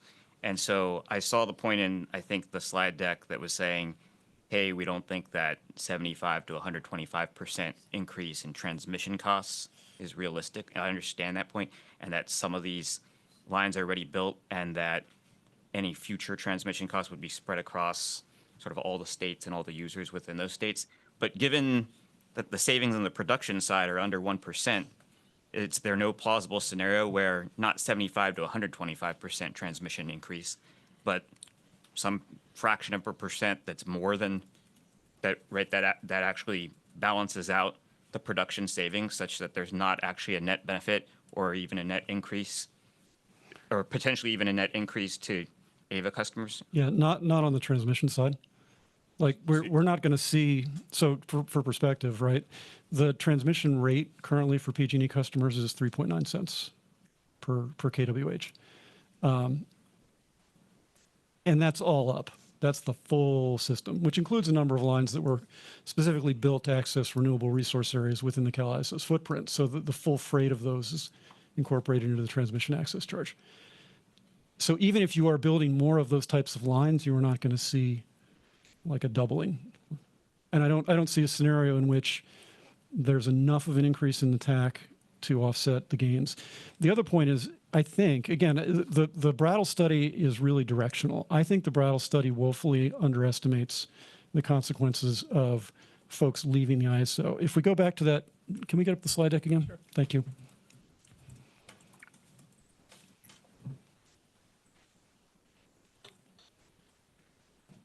What's the slide number with the 4 scenarios? Slide. Yeah. Ugh. 36, yeah. Okay, thanks. So if we go to slide 36, the split market case, right?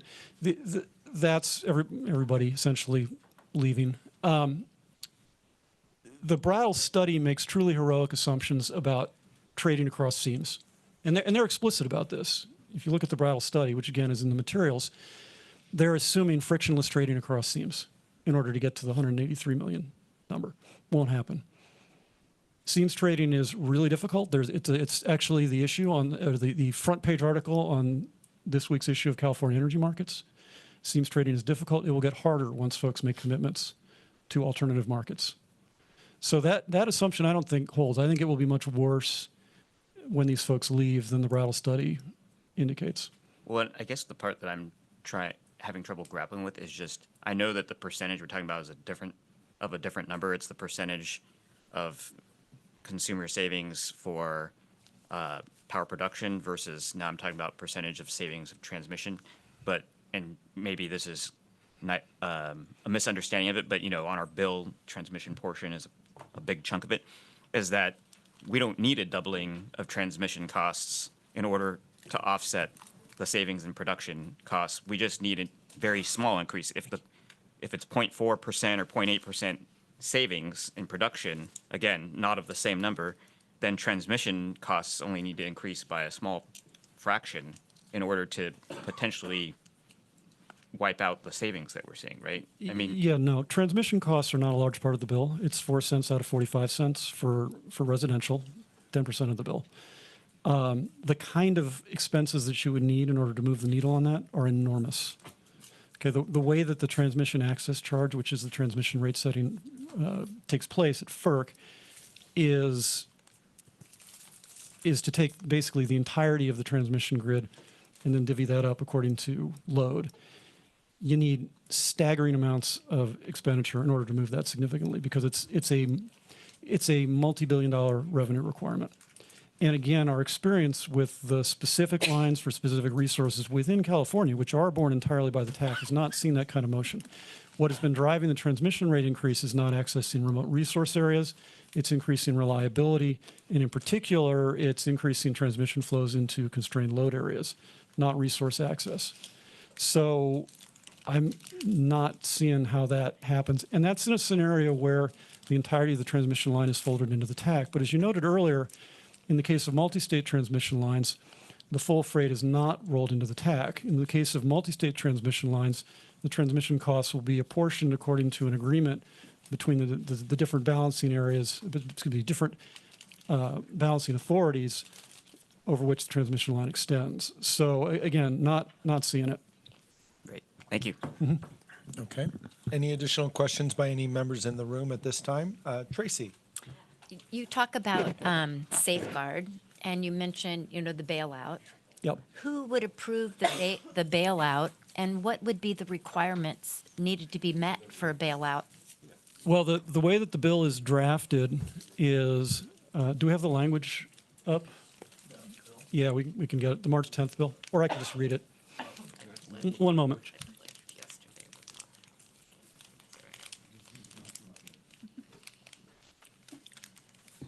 As he's pulling that up, your question is around the California's ability to say, I'm going to pull the report and I want to bail I want to out. bail out. Yep. You know, who would approve that? Okay, got it. What would be the requirements met that California would have to meet to actually bail out? Yeah, so this is in new section 345.6, section A12, for those keeping track of these things. Before the ISO can join, so there are 12 preconditions to joining in this subsection here. The last item is number 12, and it reads, the independent regional organization provides a procedure for unilateral withdrawal by any participant with reasonable notice and without any further approvals. So the answer to your question is that the ISO cannot join if there are further approvals required for it to bail out unilaterally. Could there be, okay, if they bail out though, could there be monetary fees applied? There certainly could be. And even if there weren't fees applied, there would have to be a non-trivial amount of money spent in order to come up with an alternative arrangement, for example, for imbalance energy. It would be expensive, no doubt. One clarification I'll make is, if this is approved and this whole process moves forward, there's still a multi-year process to actually determine all of the rules and who's going to be on board. But that's just what I'm trying to find out. We don't know What- that, I guess. There's no rules defined yet on what the bailout requirements would be? Other than that high-level condition. Yeah, if the bailout includes a requirement for further approvals, the ISO can't join. That's what the law says, the bill. Any further questions with that, Tracy? Okay. Any further questions by any members in the room? I know we're, okay. Members online, not yet public, sorry. Members online, any clarifying questions? Okay, seeing none, we are currently on item number 13. We're going to open it up to public comment. If you would like to speak on item number 13 and you are in the room, please approach the podium at this time. If I might ask, if there are multiple people, do you mind queuing so that we can proceed as expeditiously as possible? We'll stay at 2 minutes, please. Great. Welcome. Thank you. This is just for clarifying questions, correct? No, you are a member of the public, so you will have 2 minutes to address the board. Oh, I'm gonna let someone else go in front of me. Okay. Now serving. Jessica Tovar with the Local Clean Energy Alliance. I just want to reiterate our strong opposition to SB 540, namely because we've said many a times that the point of this agency and the work that you do is really to emphasize local jobs. And while local could even be the state of California, I want to emphasize that what's on the line is both the jobs produced here at home, but also the power to actually control our energy system, and what kind of energy we're producing, what kind of energy we're procuring, and all of that matters. And actually regionalizing the grid really opens us up to vulnerability to more energy that's actually not clean, and certainly would be outsourcing a lot of jobs. There are so many reasons not to support this. We've said them many times before, and I want to just encourage that and remind folks of what, the whole point of this agency is. Another thing I just want to emphasize is that, I just want to share that there are some folks that have shared with me that they also oppose this. The issue is very complicated, but what is very clear is this is just opening up markets. And I really see it like the only way I can describe it is like free trade. You're losing localized job opportunities and you losing your autonomy. And so why would you want to hand that over?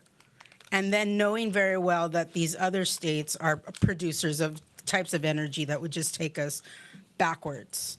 Again, so many reasons why we would oppose this, but I just want to say nobody's considering the jobs here. Okay. Additional speakers in the room? Yes. Welcome. All right, thank you, board members. And thank you for the presentation. I think my big thing that I've been hearing a lot and that has been brought up several times is there's this, they say, okay, like they've been brought up, people say that this doesn't necessarily put more hands in the hands of Trump, and more power in the hands of Trump. Okay, technically we can say that is, yes, the federal government does already have some jurisdiction over California energy markets. But based on how the bill is laid out and based on the questions that board member Sakakihara brought up, this would put a much more direct line of control between our energy markets and Trump's administration. And the language in the bill is that this would operate in lieu of established California law. And I guess my question is that does not AVA have a vested interest in maintaining California's agency over our state energy markets? There should be a vested interest in making sure that California maintains its power and its ability to choose and protect Californians when it comes to environmental health, when it comes to job creation, when it comes to public health. And, will Trump try to claw as much power over these markets as he can? Has he done that already? Yes, of course he has, and he promises that he will, and he promises that he'll try to kill renewable energy as much as he can. But why would we want to preemptively give him a through line? And even if it's technically symbolic, or even if it technically wouldn't, we can say, this still does give a through line to Trump, and he's clearly committed to killing renewable energy and breaking California's ability to commit to health and environmental safety and clean energy. And in an extremely unprecedented administration that has constantly been overstepping and flouting laws, we cannot afford to lose any more ground. Thank you. Welcome. Thank you. And wow, what an amazing bunch of people you are who care about this so much to do this every single month. I'm amazed. We do it twice a month, actually. My name is Heather McLeod, and I'm speaking on behalf of the Environmental Justice Advocates for the First Unitarian Church of Oakland. And I really appreciated the presentation. It made me totally change what I'm going to say, so it's going to be completely raggedy. But what I'm hearing is that we are between a rock and a hard place, that it's not going to be easy or good for us either way we do this. But living in Oakland, where we already have Utah, they have a lawsuit against us. Like Utah is always already trying to sell their coal through the Port of Oakland. Like, I don't feel really great about, let's be part of their crew. I believe in cooperation, but I'm not sure that we have the same goals as Montana and Utah when we're talking about this. And yes, I am pretty terrified about, Trump has been pretty consistent about doing what he said he would do. And he said he would go for coal. So given that we have not great alternatives on either side, I say, let's see if we can really double down on the local level. What can we do and how can we double down and save more energy and build more energy? And I know there's that. I mean, if we could take California and turn it sideways so we had several time zones, I'd be there for it. But anyway, I want to thank you for doing this all. And I think we can do this, even though it's hard. Thank you. Thank you. Any additional members in the room? Yes. Welcome. Thank you. Hello, my name is Dave Shukla. I sent you a letter this afternoon on behalf of the Long Beach Alliance for Clean Energy. That organization was formed 8 years ago when lead was found in the drinking water at Cal State Long Beach, which is directly up the hill from my home. And it was a friend of mine whose students actually were the ones who tested the water. My house is directly across the street from the largest gas plant in the state, AES Alamitos and Studebaker Road. The authors of the Brattle study I've been in communication with them, they have not analyzed the impact on California gas plants in their study. It could well be conceivable that those gas resources that I grew up breathing in could be part of your resource adequacy going forward, and not just base load and part of the PCIA now. Oh, is this better? Okay, Yes, please. so one thing I'd like to do, since we only get 2 minutes, is I'd just like to read to you the first sentence of the second section of the bill. This is what the bill says. Section 2, Section 345.6 of the Public Utilities Code is to read 3456A. In lieu of the independent system operator managing related energy markets as provided in subdivision B of section 345.5, system operator, blah, blah, blah, blah, blah, blah, blah. As soon as that's in place, and as soon as the Delaware Corporation can say, well, you just said in lieu of the provision 345.5B that says you have to follow all applicable state public health and environmental laws, they don't have to do that anymore. Whatever the ripcords are, whatever you're hoping you can exit from, you've already given away the sword. Thank you. As a lawyer, Thank you. Remaining speakers in the room, thank you. Could you adjust the mic as well? Oh, thank you. My name is Cynthia Landry. I'm a proud union member. And when I first heard of Senate Bill 540, I asked our Alameda Labor Council what the position was on the bill. And I referred it to our executive secretary treasurer, Keith Gibbs, who is consulting with the Cal Fed to see what the position is. So we don't have a position on this bill, as far as I know, at this time. However, there was a letter sent to Senator Josh Becker recently regarding Senate Bill 540, and I will just perhaps read a few lines on it. On behalf of our organizations, that being the District Council of Iron Workers, the California State Council of Laborers, and also the International Brotherhood of Boilermakers, and hundreds of thousands of workers we collectively represent, we wish to express our current opposition to Senate Bill 540 due to the potential significant economic and employment consequences, particularly for the middle-class, blue-collar workers. We urge this committee to slow down this process so we can see how the current federal government is going to impact California energy markets and determine the effect of this bill on in-state jobs. Thank you. And the last, Thank you very much. thank you. Okay, are there any additional speakers in the room at this time? Seeing none, online?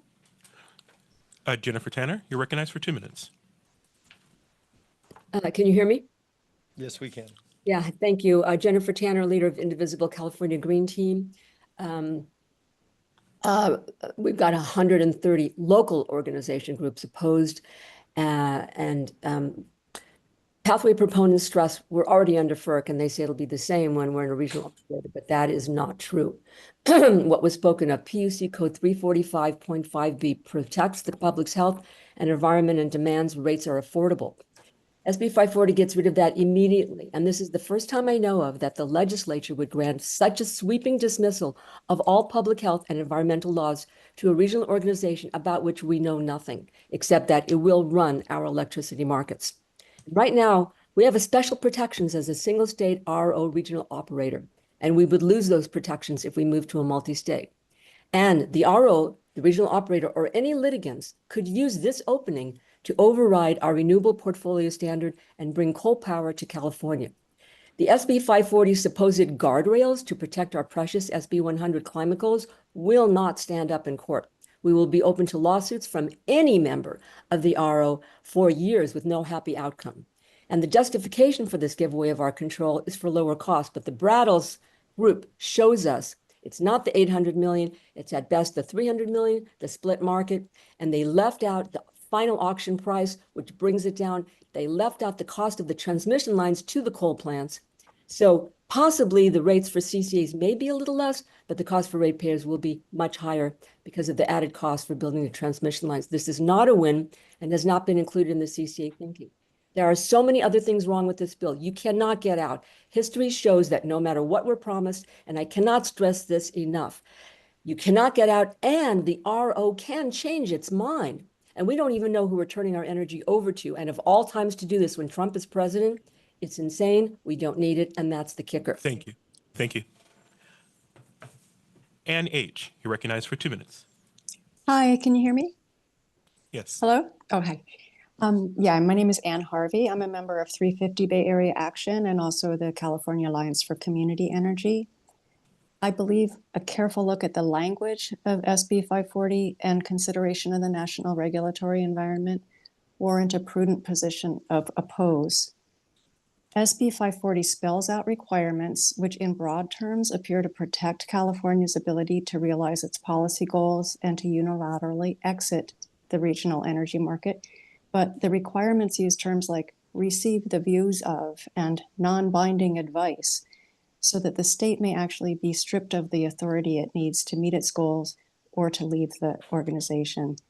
For example, requirement 1 is that the regional organization respect each state's authority to set its own policies, but nothing stops the regional organization from setting market rules and rates that undermine California's policies in favor of those of coal-producing members who could end up dominating the regional organization, since we don't know who all is going to be included, and who've not been shy about suing California over its clean energy policies.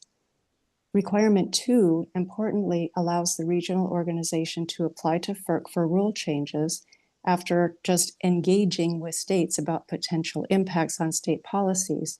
But the bill provides the state no recourse, even if the changes would likely be devastating for the state's policy goals or would make the procedure for withdrawal from the energy market prohibitively expensive. So in summary, SB 540 could irreversibly cripple California's ability to pursue its cost control, public health, environmental, and climate goals. Please oppose it. Thank you. Thank you. Michael Colvin, you're recognized for 2 minutes.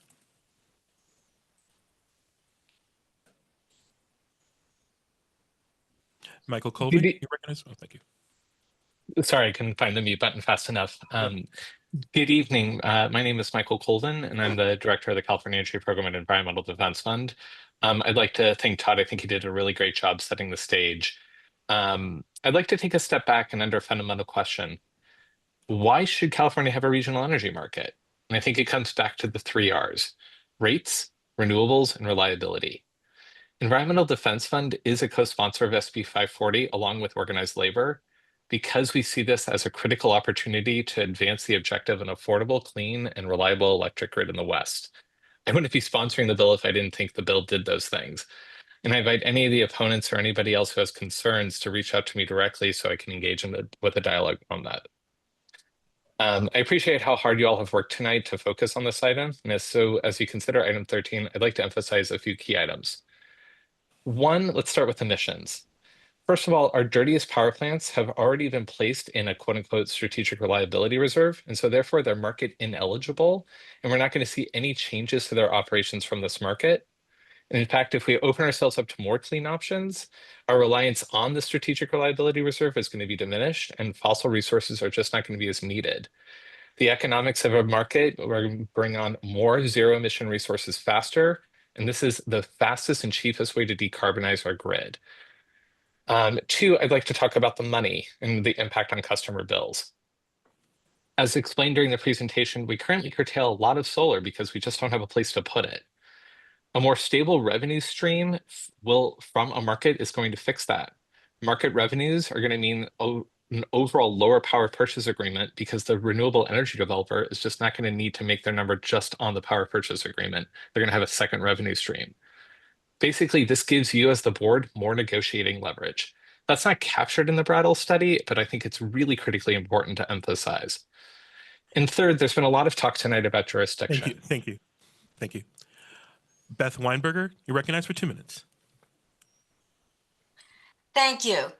I am a resident of Oakland for many years, and in the interest of time, I'm just going to limit my remarks to I oppose this bill for very much the same reasons that were mentioned by Jessica Tovar and Ayla Paz and Heather McLeod, primarily based on the loss of control and the loss of local development opportunities and the possible loss of local jobs.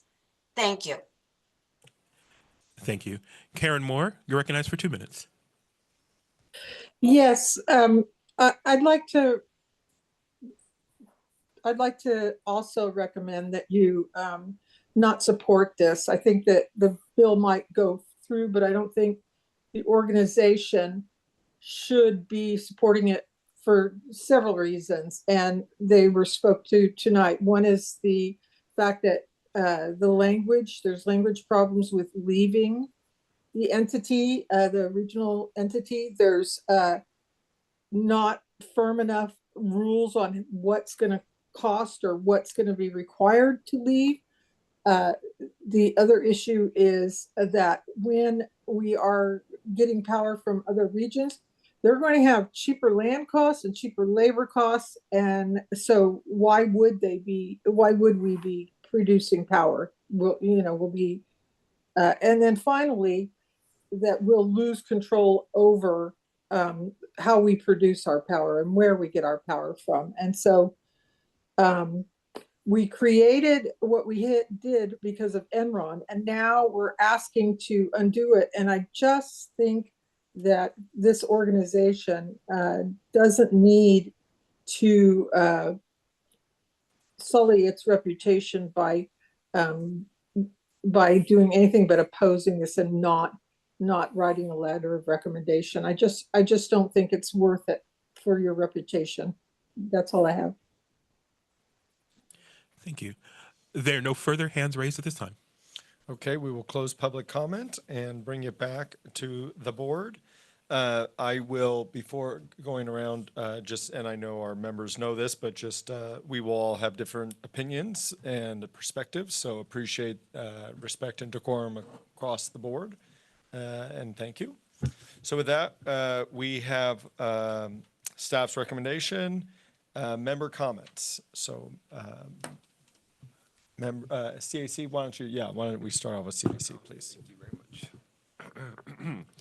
As mentioned earlier, the CAC heard the staff presentation, where some members heard the Cal CCA community education webinar, and others also listened to the Indivisible California Green Team Zoom that had additional information on the impacts, real and perceived, and there were concerns on this legislation, where the CAC voted not to support the staff recommendation to sign on to the support letter for SB 540 by votes 7 yeses, 2 noes, and 1 abstention. Some specific concerns were around government's control, yielding to the new regional market, CAISO versus FERC, those unique protections. There's mention of the case study on PJM, that a regional authority versus sovereignty of individual states. One thing's mentioned in that letter was a 1,000% increase in capacity costs. As one example, going from $29 a megawatt per day to a peak of $466 in some locations, costing consumers over $12 billion, according to Utility Drive, an online article referencing the opposition letter. Where in that letter, PJM was blamed for not adequately planning ahead, according to Advanced Energy Unit, a clean energy trade group in that same article. There is also mention of a lack of community support, as mentioned by one of the public comments. 59 community organizations, including the Local Clean Energy Alliance and 70 indivisible groups representing over 17,000 constituents, oppose SB 540. There was comment about 501c3, the local entity right now, being a nonprofit benefit corporation, and there was concern that Delaware organization would be a for-profit, but I think staff said it will also be a nonprofit. The other protections the PUC law has, 345.5, that lack of community California laws, which currently limits unspecified power to no more than 10%, and that loss of Section 205 or control over California market rules. Additionally, Trump FERC concerns of subsidized coal offsetting clean and renewable initiatives, bringing in dirty energy into California without control. And this additional increased cost to consumers, although potential savings by the Brattle study, their power production costs to fund the actual delivery costs, such as new transmission lines, also vote against it. Doing a little bit of work with AI here, just trying to do analysis of all this information, just really says, ultimately, if SB 540 leads to the creation of a regional organization that prioritizes cost and environmental goals, there could be instances where cheaper fossil fuel generation is dispatched instead of renewable energy. But this depends on how market rules are structured and enforced. As mentioned earlier, we have 1,000 hours of solar not being utilized, so is there a way to deploy that more efficiently? And are we going to really see two competing markets? Are we going to see CAISO versus SPP Markets Plus? Are those the two big players? But ultimately, right now, the CSC is taking the position of not supporting the staff to sign on and this board to support the letter of support. So those are the comments. Thank you. Thank you very much. All right, so member comments. Yeah, Berkeley, please. Thank you. So I want to first of all thank staff for all the time that they've spent on this, and I've spent thank you truly from the bottom of my heart for the extensive time that you spent with me to answer my questions. I took this deliberation as seriously as I possibly could. I spent time speaking with Senator Becker's staff. I have heard from a variety of community organizations and stakeholders. I tried my best to learn who currently supports and opposes the bill and why. And then I definitely lost my share of sleep as I was deliberating because of the tremendous amount of respect that I have. No matter what side of this bill position you're on, all of you, I think we all truly are committed to our joint goals of reducing rates and making sure that there is as much access to clean local energy as possible. With all that said, and I don't make this decision lightly, I think this is the first time ever in my almost 10 months on AVA that I have not taken the same position as the staff recommendation. But I will have to lay off support for this bill. My primary three reasons are the in lieu of language in the bill, which others have already mentioned, so I'm not going to spend a lot of time here. But the RPS concerns that California,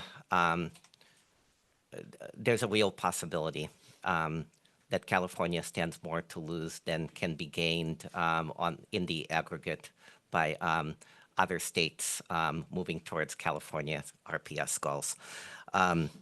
Arizona, Wyoming, Utah, Montana, Idaho, those are the states being contemplated to enter into this agreement with, do not currently have any clean energy targets.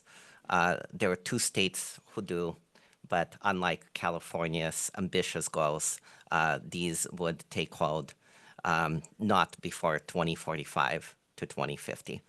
And lastly, but this is probably most concerning to me, at this time, there's no case law about what happens if California cedes authority and then decides to pull out of the RTO later for whatever reason, I appreciate the intent of the bill's authors to put in safeguards, and I have spoken with their office, or one of the offices, Senator Becker's office, about this. But there's no case law, and I am extremely concerned about the possibility of this potentially being used as a test case. I think we all know if this is the test case, what will happen once it gets to the Supreme Court. I cannot, in good conscience, take that risk. And the last argument, I mentioned last month that I knew of labor stakeholders that did have concerns. Earlier today, I learned, and this was the part of the letter that was read into the record, laborers, boilermakers, iron workers, all formally expressed an opposition position on this bill at this time. So the House, I appreciate that labor is in different places. Labor is divided, and I have to respect that.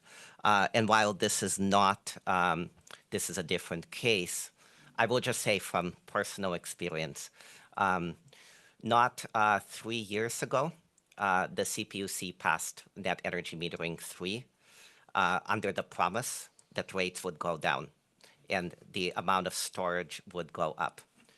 Neither of those things have happened. Rates have increased dramatically. But what has happened is we lost at least 18,000 local jobs in California as a result of that decision.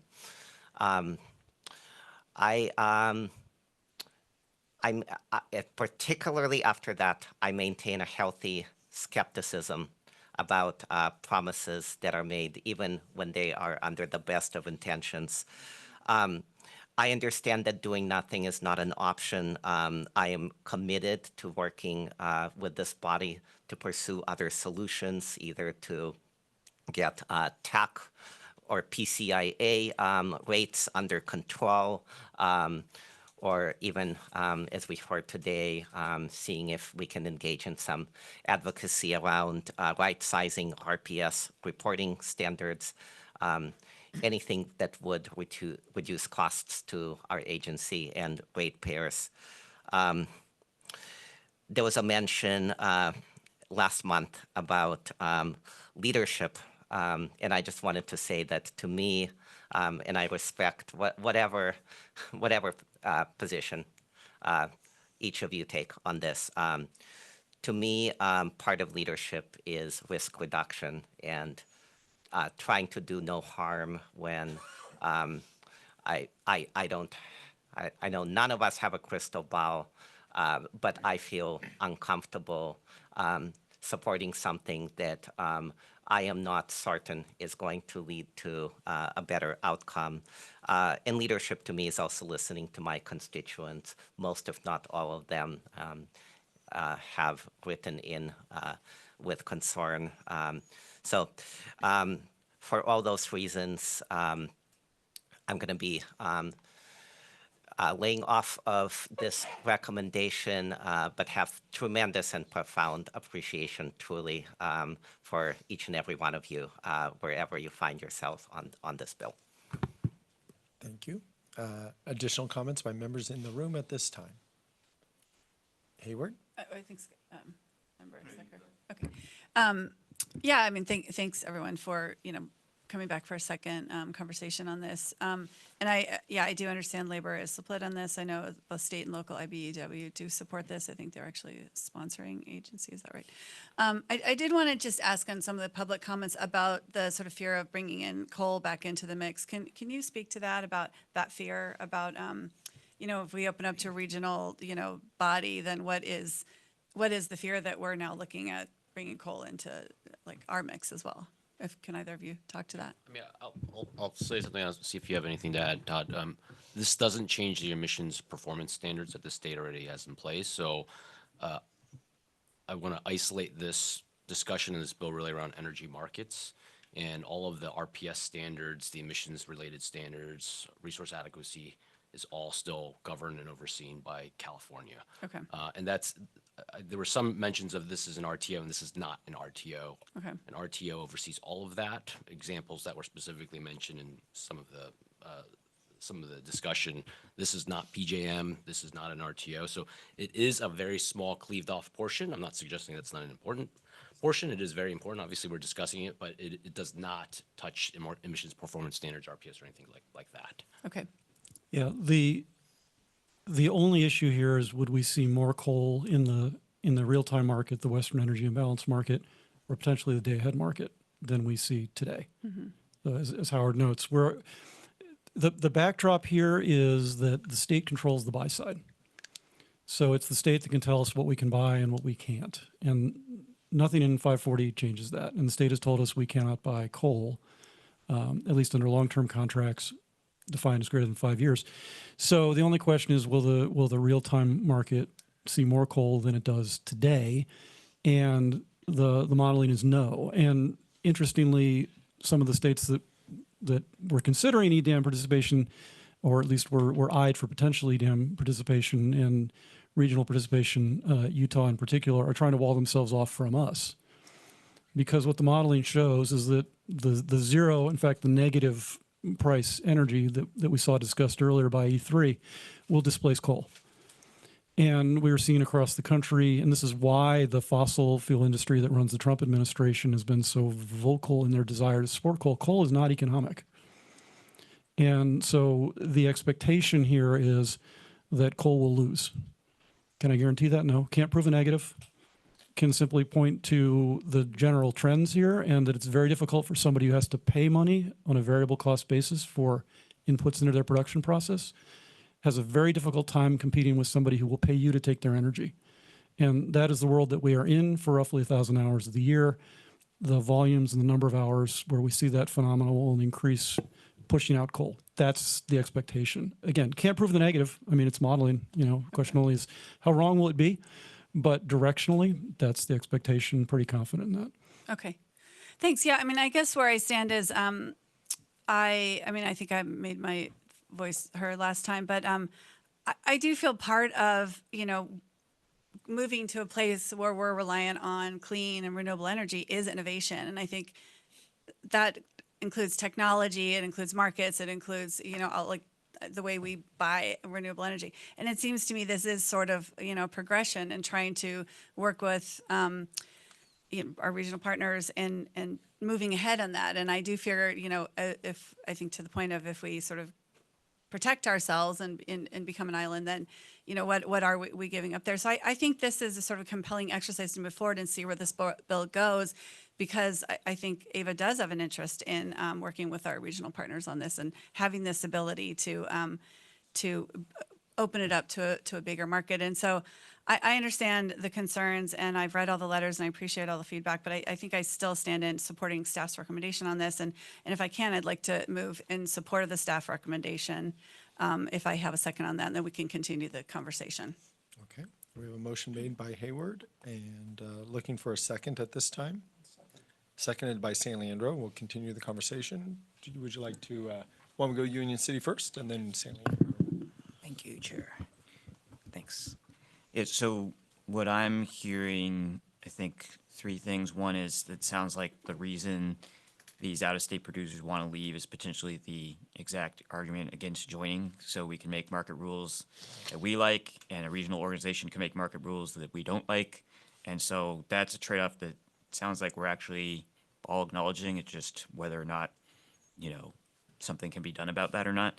And then FERC, second thing, I don't trust the federal government to act in an orderly way right now. I do think that there's a very good possibility that they could act very opportunistically, and maybe not be thinking about us, and then, because they're being asked to approve something, take that as the opportunity to act, even though they could have otherwise. And then third, that it does sound like, at a minimum, there's a wide range of projections about emissions and financial impacts dependent on future clean energy development, behavior of market participants, and so forth. And so I see a lot of merit in the Pathways proposal, but I just don't think that we're giving adequate adequate credence to the arguments in opposition. And I think someone likened this to free trade, and I think that's actually a really reasonable analogy, is that there are major, amazing benefits to free trade, and there are also significant downsides that are often overlooked or dismissed by sort of diehard free traders. And that's not a, past 30 years necessarily been a partisan thing. It's just, there have been people on either side of that. And so I'm not necessarily opposed to joining a regional energy market. My view is just that AVA shouldn't sign this letter of support because I don't think that we're adequately acknowledging the legitimacy of the potential downsides. And from a lot of folks who clearly have put a lot of thought and intelligence into this as well. And the dismissiveness does make me concerned that as a non-expert myself, that I can't fully rely on the analysis as being truly dispassionate. So that said, though, I do want to echo what Board Member Trega mentioned and acknowledge and thank everyone who's put so much time into this. I do feel the passion clearly from all of those who are involved in these issues. And again, also respect which way each member decides to vote. Okay, Stanley Andrew? So I guess for me, I'll start with just in the many years that I've worked with energy markets, to hear that California might lose access to Bonneville Power Administration hydro makes me quite concerned. I mean, that's a very basic source of clean energy that California has relied on for many, many years.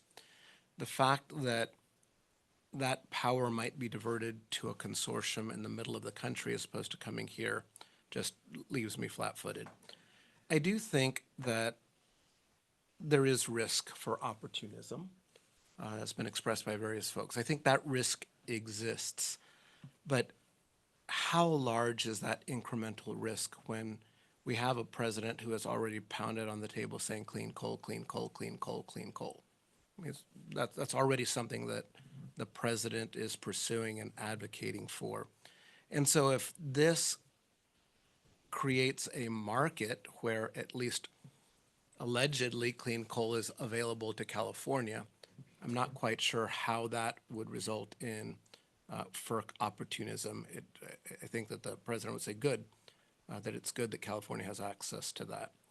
I do think that there is always a trade-off between jobs and cost. One of the things that I hear repeatedly from residents, I was just talking about it today with someone, is the costs associated with electricity right now. And so that comes back to the question, do I think that costs will go down, stay neutral, or go up? I have to believe that having greater access to hydropower instead of losing that access helps keep costs down. I think the opportunity to sell our power instead of having to pay, when we're talking about clean power, solar, the ability to have markets to sell that into creates opportunities that actually makes solar more viable because of that complementarity to other locations. I don't believe that this bill would remove air district control over any sort of pollution regulations for power generated in the state of California, nor do I believe that this bill would eliminate our current control over pollution associated with production outside the state. In other words, the renewable portfolio requirements aren't affected by this. And I'll close with this thought. I mean, I grew up in Texas. I'm proud of the fact that I grew up in Texas. But when I look at what Texas has done to isolate themselves from other states, I don't see that as a good thing. And I see that ultimately what we will end up with is becoming the California equivalent of Texas. And I think that that on net creates much bigger risks to be an isolated location. So for that reason, it's the reason that I've seconded the motion.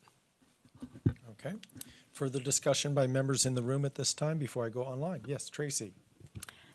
I agree that yes, you know, market expansion is so necessary. But at what cost and what risk? I am still torn and very much disappointed in a lot of the language that removes a lot of our environmental standards that we have fought decades for, but it also removes our labor protections. So, you know, you have two really important issues here. And I, as well as thousands of constituents that have, you know, reached out to express their concern as well. And as an elected official for a city in the Central Valley that has the worst air quality and the highest incidence of pediatric asthma, you know, I can't support something that has the risk of increasing greenhouse gas when the whole intent for agencies like this one is to help provide renewable energy that decreases greenhouse gas. We don't have any safeguards in this bill that say they are not going to increase greenhouse gases. There's questions in there that make it very vulnerable for our western region to have incredible increase. So I just, you know, as a retired ER nurse, I cringe at the thought of how an infant asthma attack presents itself. So, you know, with that, you know, I can't support this bill or this letter of support because I think we, if it was written better, absolutely. But because there's so much question on our stability as a state to maintain our environmental standards and our labor laws, I can't support this. Thank you. All right, thank you. Any additional comments by members in the room at this time? Seeing none, any comments by members online at this time?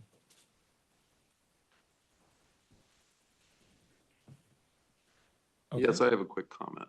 Yes, please. And I'll just keep my comments brief as it is 10:30. I do have real concerns with SB 540. I worry that it's going to accelerate utility scale solar development. I don't want to see a bunch of these solar farms. I think about the loss of all the viable farmland. So I have real concerns with that. I also have real concerns with the loss of the local control. So that being said, I'm opposing this. I don't want to see us sign a letter of support. Okay. If I could please have quiet in the room. Thank you very much. Okay. Any additional comments by members online at this time?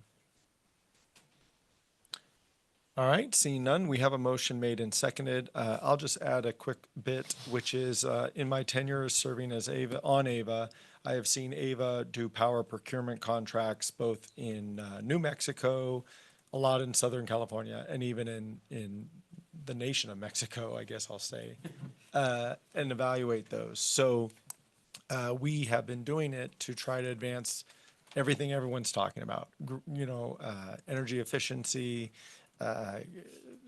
low carbon, but also price sensitive for our ratepayers. So I see everyone's perspective. I appreciate everyone adding in their perspective on it based upon how they understand the issue.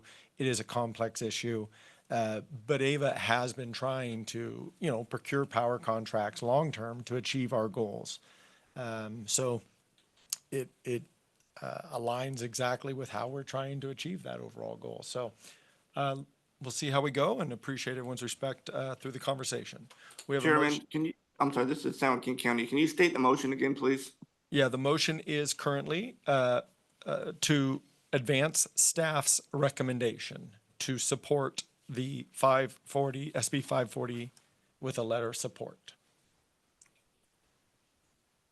Any additional clarifications before we do a vote? Okay. With that, we have a motion made and seconded, and roll call vote, please. Thank you. Alameda County. Albany. No. Albany? No. No? Thank you.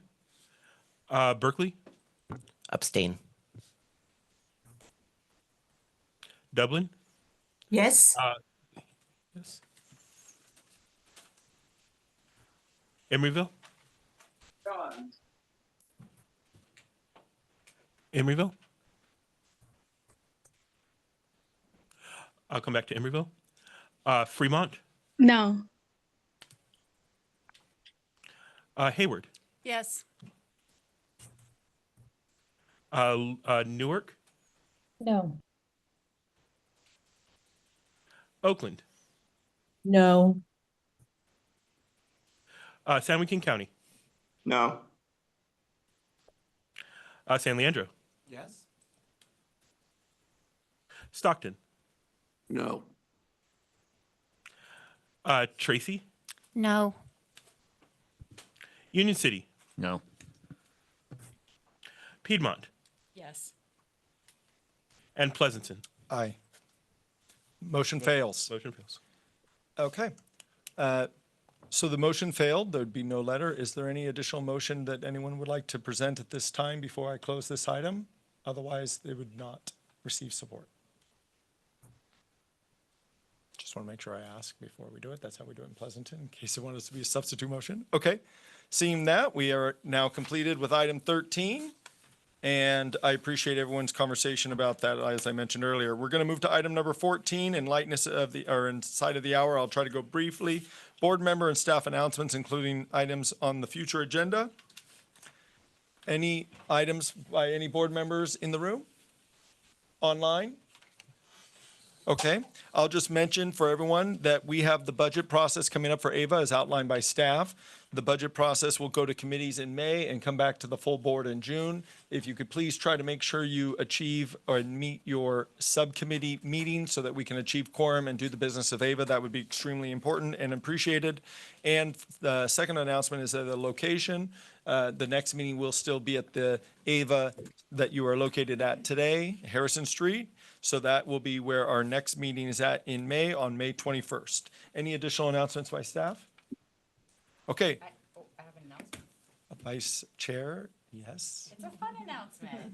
At 10:35. I wanted to invite everyone, this is important. I want to invite everyone, your families, your friends, your communities to join us in Piedmont this Saturday, April 19th for our Food Fest. It's super fun. It's a free event. You do have to pay to access the wine and cheese area and the fun stuff for the kids. But music's free, entertainment's great. It's from 11 a.m. to 4 p.m. and you can check it out at PiedmontFoodFest.org. And I'll just close by saying it's obviously we know it's Earth Day this weekend as well. So in light of AVA's mission, I hope you all take Howard up on any of those CEO announced places where AVA will be, including Pleasanton. Thank you very much. Meeting adjourned. And Tracy. Right. Next week.